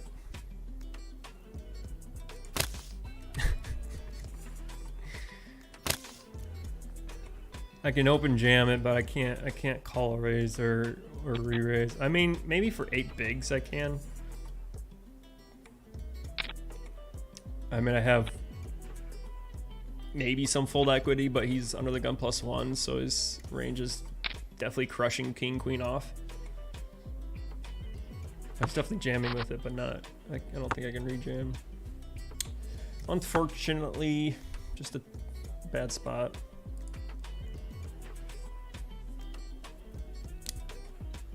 Man, I'm down below a starting stack. That's crazy. AC Deucey, I think that might be just a fold. I don't think that's strong enough to be jamming.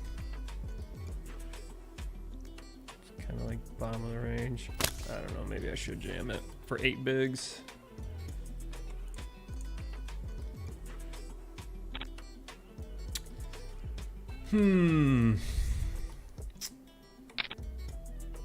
It's not going well.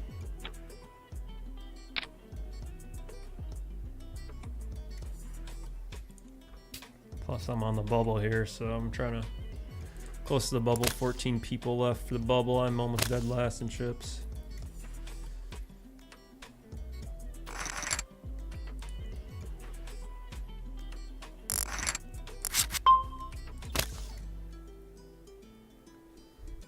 I've come back from 6 and 7 and 8 big blinds plenty of times, so patience is the name of the game. Obviously, it's really hard to.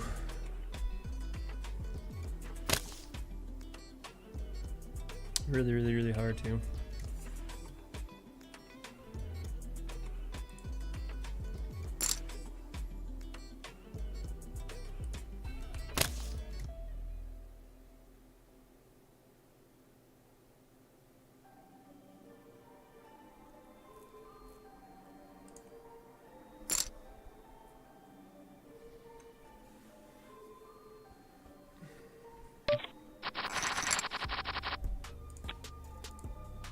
Alright, need a good big blind here. 7-5 suited's not good.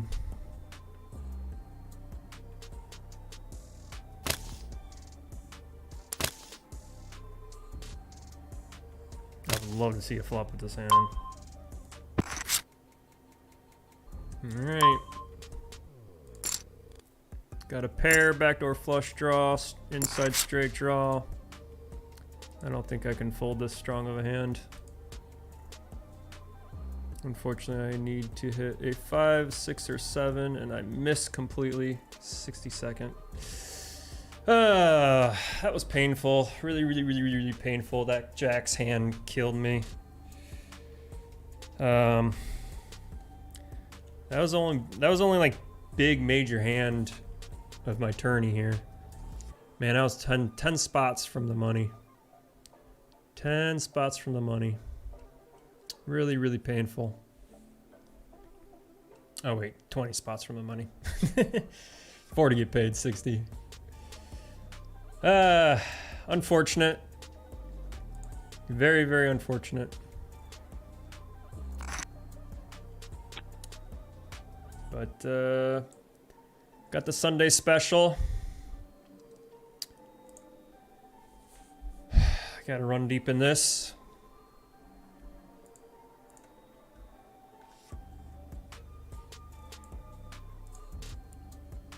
Yeah, that was pretty painful. That jack's hand really screwed me. Really got unlucky there.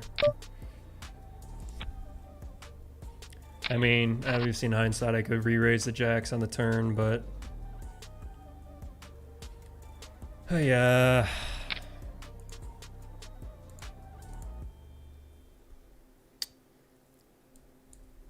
Yeah, it sucks. All right. Last tournament of the day, Sunday special. Let's finish strong. Went on a really good run like 2 hours ago. Was top 10 in chips for a bit in the Sunday special here, and just have been doing nothing since then. So that happens in tournaments. You just sit and wait.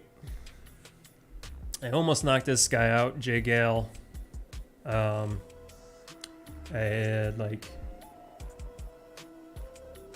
ace 9 suited or something like that. He had like queen jack off and he spiked the jack, I think, for he was only like 10 big blinds, so it was a small raise. But would have been nice to have that 20 big blind stack that he's got now on top of my 40 bigs. Still got a pretty good stack. 69th out of 212 players, 125 get paid, so very long way till money, unfortunately. So just gonna be grinding this tournament for a while.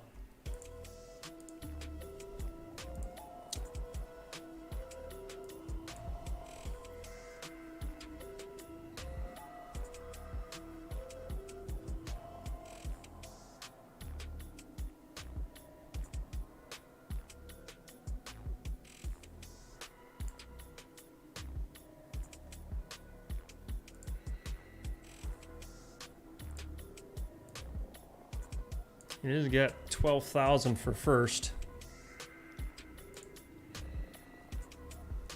There's so many short stacks on my left. Like I don't want to go raising too big, so I'd make it cheaper for me just in case somebody jams. But here's the Sunday special cash so far. Like I said, 200 people left, 125 get paid, so got 75 till money. So it's a long way, but for me to break even, I'm gonna have to final table it, which is painful to look at. But I mean, 12K up top, that's pretty nice. There's no reason why I couldn't win this tournament. Just gonna be tricky. But yeah.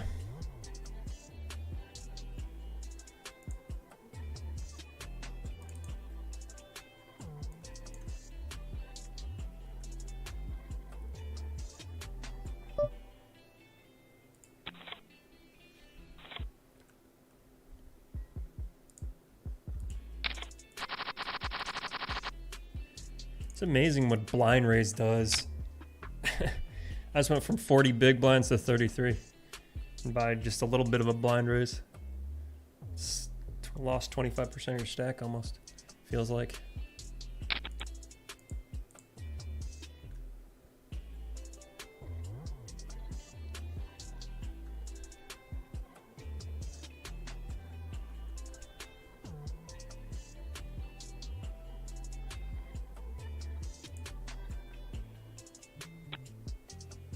And I really, really wanted to cash in that main event. Again, went on a pretty decent run. Starting stack was 100K. I ran it up to almost 400K. Just a couple hands here and there, small hands, nothing big, and then that jack hands. That's what pretty much killed me. I knocked, I think it was more than half my stack out.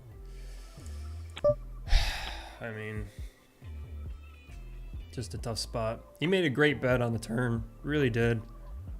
Really, really, really good bet. He was smart enough to recognize that 4 hits him harder than it hits me, so he could have had a full house there. It's like, God, do I open just full jacks there? I don't think so. Most people with a flush, just a flush draw, is not going to lead like that. That's why I didn't think he had a flush. That's why I wasn't really too scared about the diamond hitting on the river.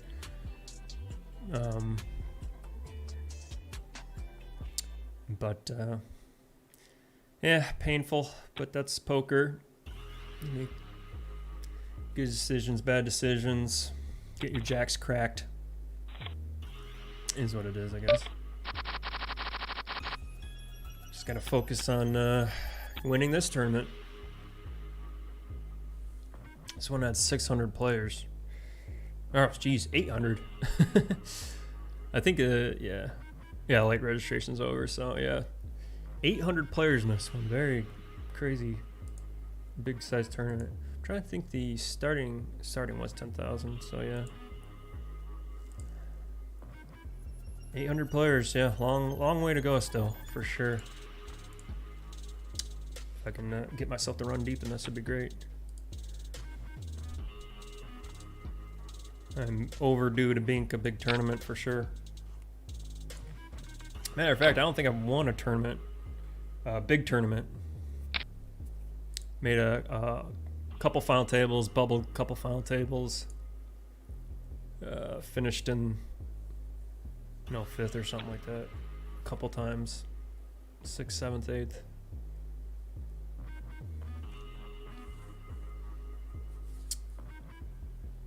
But yeah, poker's it's very tournament poker's a high variance game when you're playing in tournaments with 200 plus players.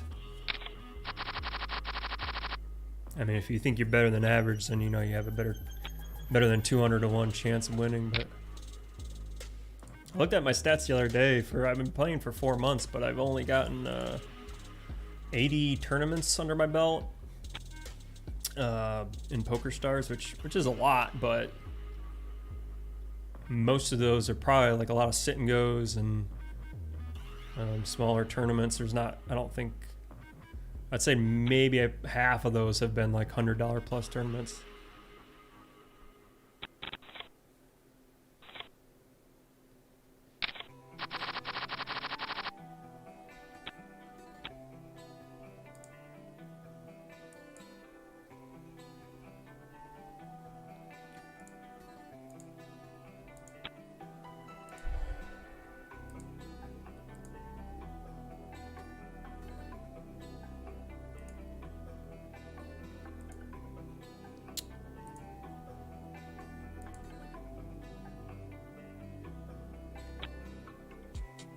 We got some big stacks at this table. We've got a 40, 50, and 80.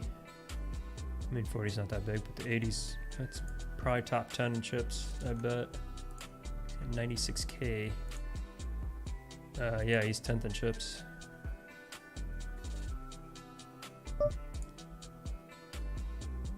This guy's been jamming on me. It's not the board I wanted.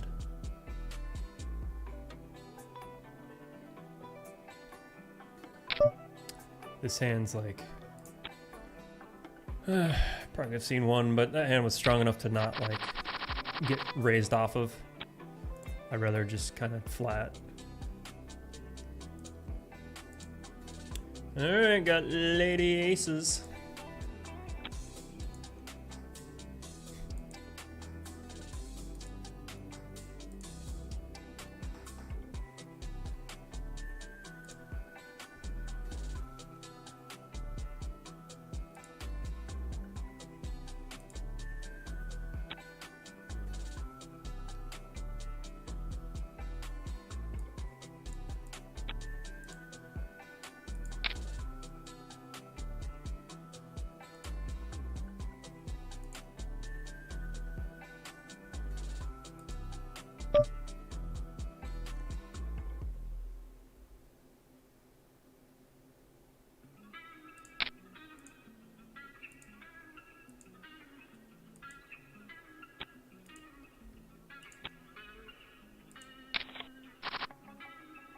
trying to size up, but this guy pretty high VPIP. And obviously a big chip stack, so he's been playing a lot of hands.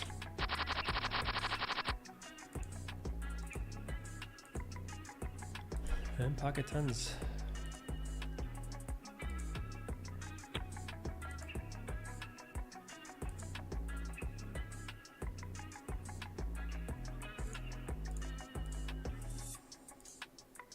I don't know why this guy's been tanking a lot.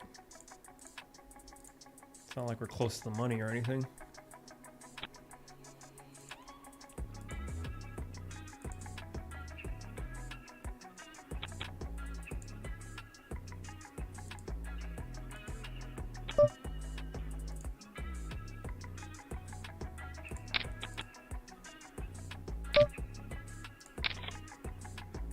Alright, coin flip. There we go. Very nice. Very nice. Big coin flip there. Nice little, what was that? 15 big blinds or something like that.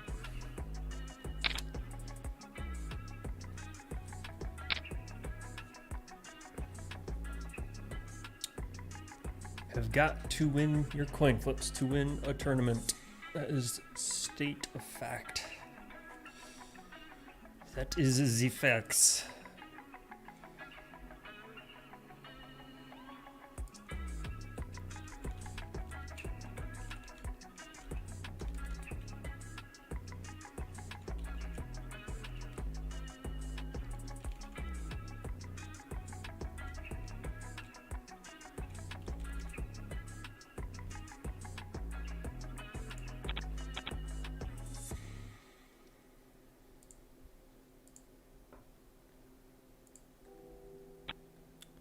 Kings versus queens, painful, jeez.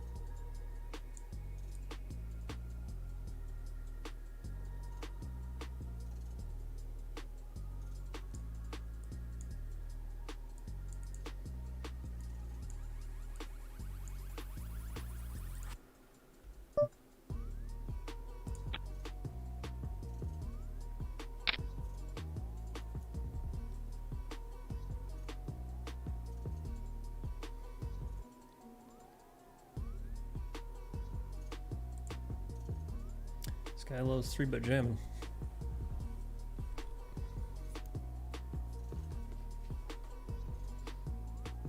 This 3-bet jam is 30%. Mine's only 9.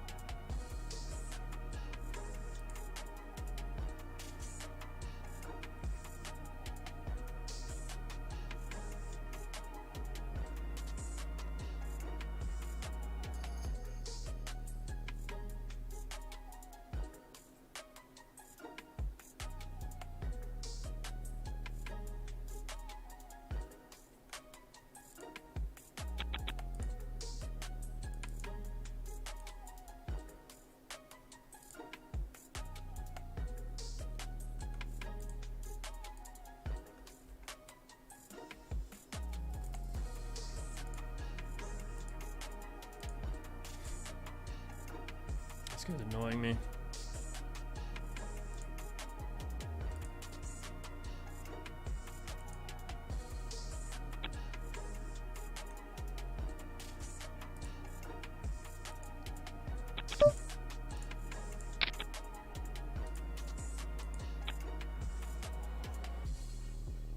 This guy's purposely just milking the clock. We're nowhere near the money, dude.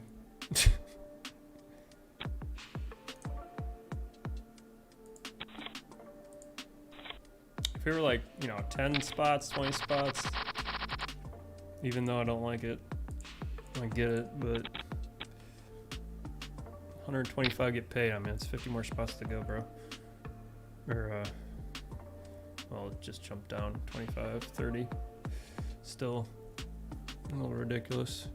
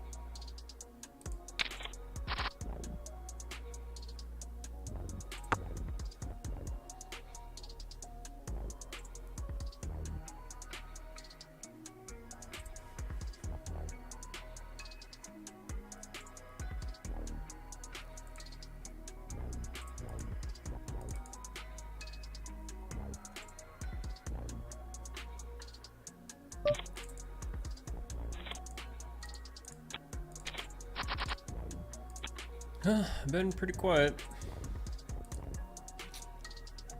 Nothing going on.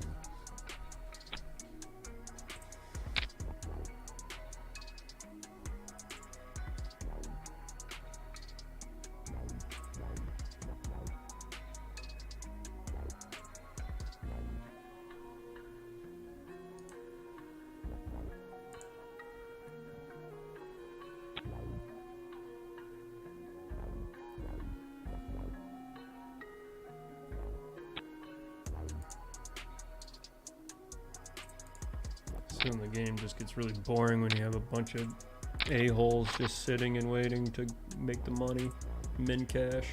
It's the most annoying thing ever. I don't care if it's a profitable play, it's just unethical.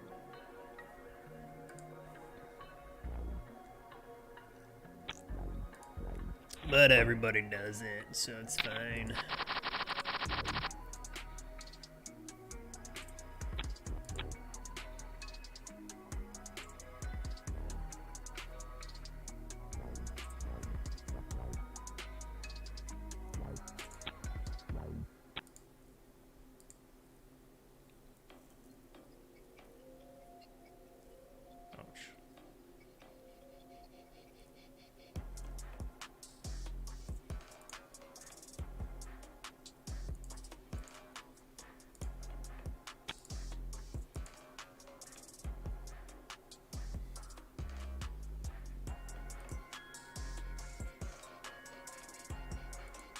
Is it just me or everybody's milking the clock? Because I feel like it's taken like an hour to play a hand.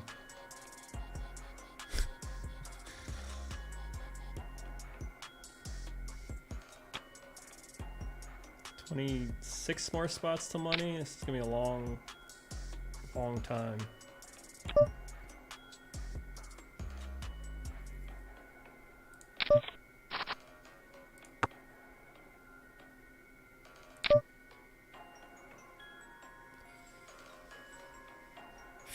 You know what?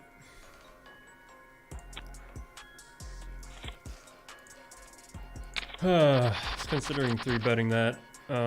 Obviously you should most of the time, but I guess against that player, I think it's okay. I don't know. I think it's okay to mix it in. Very rarely.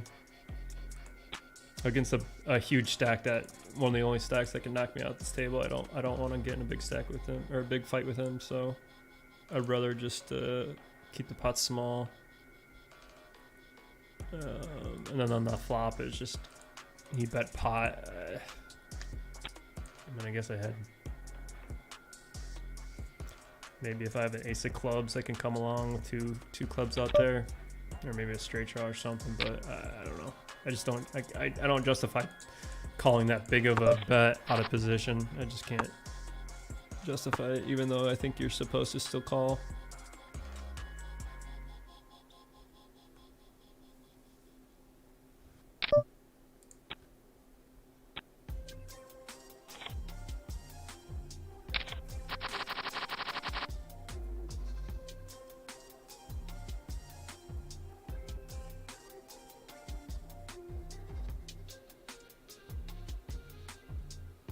Got a lot of like medium size stacks here.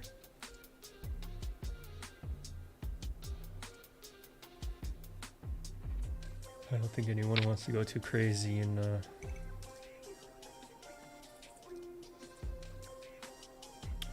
get knocked out getting closer to the money.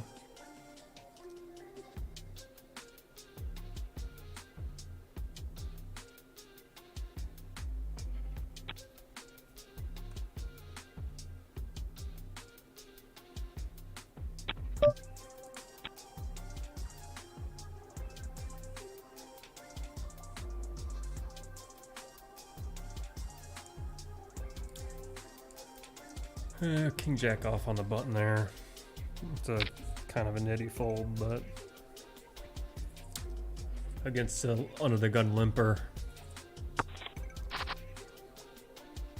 I just don't feel like it's that great of a hand. I feel like you're just gonna run into like king queen.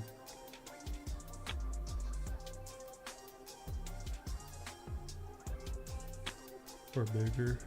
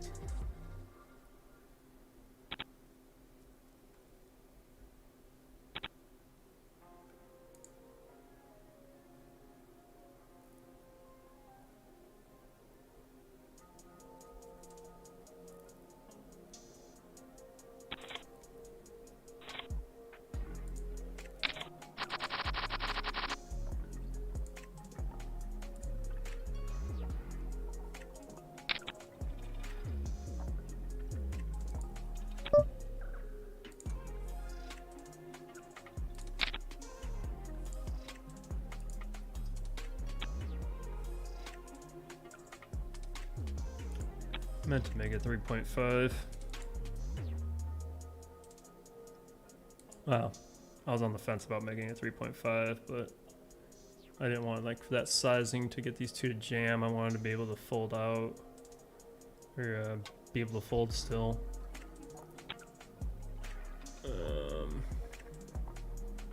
I don't think I'm gonna get the under the gun limper to rate or fold out many hands either.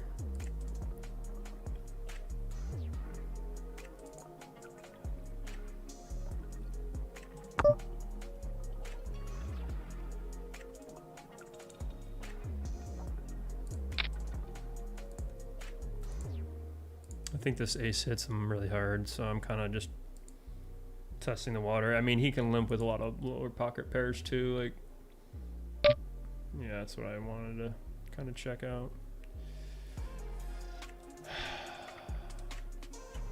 I think 4-1.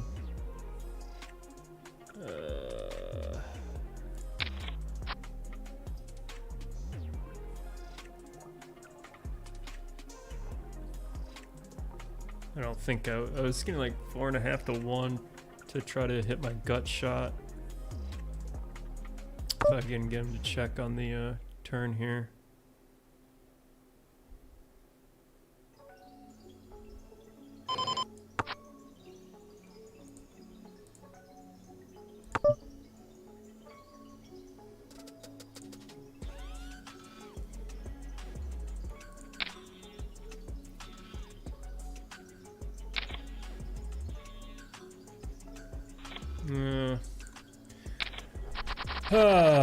Bluff went bad.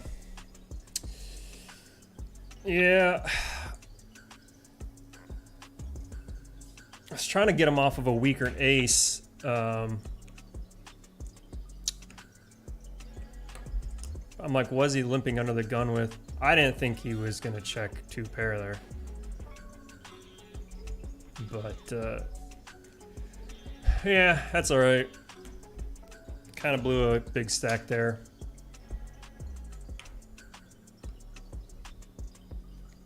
I really thought I had a chance of folding an ace there, getting close to the money. That was probably just a really, really, really bad bluff. But you know what? I'm not looking for a $100 min cash. I'm there to win it. And if I feel like I have an opportunity, ace 5 limping under the gun, I didn't expect. I knew there was a lot of aces he could have, but that's, you know, was he check raising with? And then checking the turn?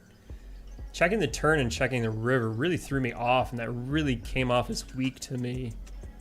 But now I see why. He just got super freaking lucky and spiked 2 pairs. So I think my plan of action was fine if he didn't get lucky there, because he got really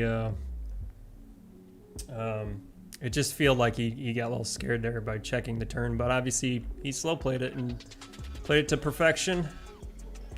I bluffed my stack off. I mean, I had a gut shot. I probably should have just folded the flop, but I think with some back doors. Like, it's not horrible calling there. He made it really cheap, especially if I think I'm gonna get his whole stack. If he has 2 pair, but him checking the turn really threw me off, and thought I actually might have been able to get him off of it. But stack to pot was 1, so that was the only chance of winning that pot. I knew king high wasn't good. That was my only chance of winning that pot, was trying to just bluff him off of it. It's 20 big blinds in the pot and 20 big blinds I had back, so. All right, well, so be it. That's poker. Thought I played pretty damn well overall. Little mistakes here and there. That was probably a pretty major mistake there to end my tournament, end my night. Bubbled 2 tournaments and kind of got coolered on the last one to end. I don't really give a shit about bubbling. I'm here to win it. I'm gonna play my heart out, and if I think I see a spot, I'm gonna play it. It's just not the right spot at the right time, unfortunately. So a little misplay there, but is what it is. Done for the night, and it was a long Sunday. Been playing for like 7 hours. But yeah, we'll see you guys next time. I'll see you guys later.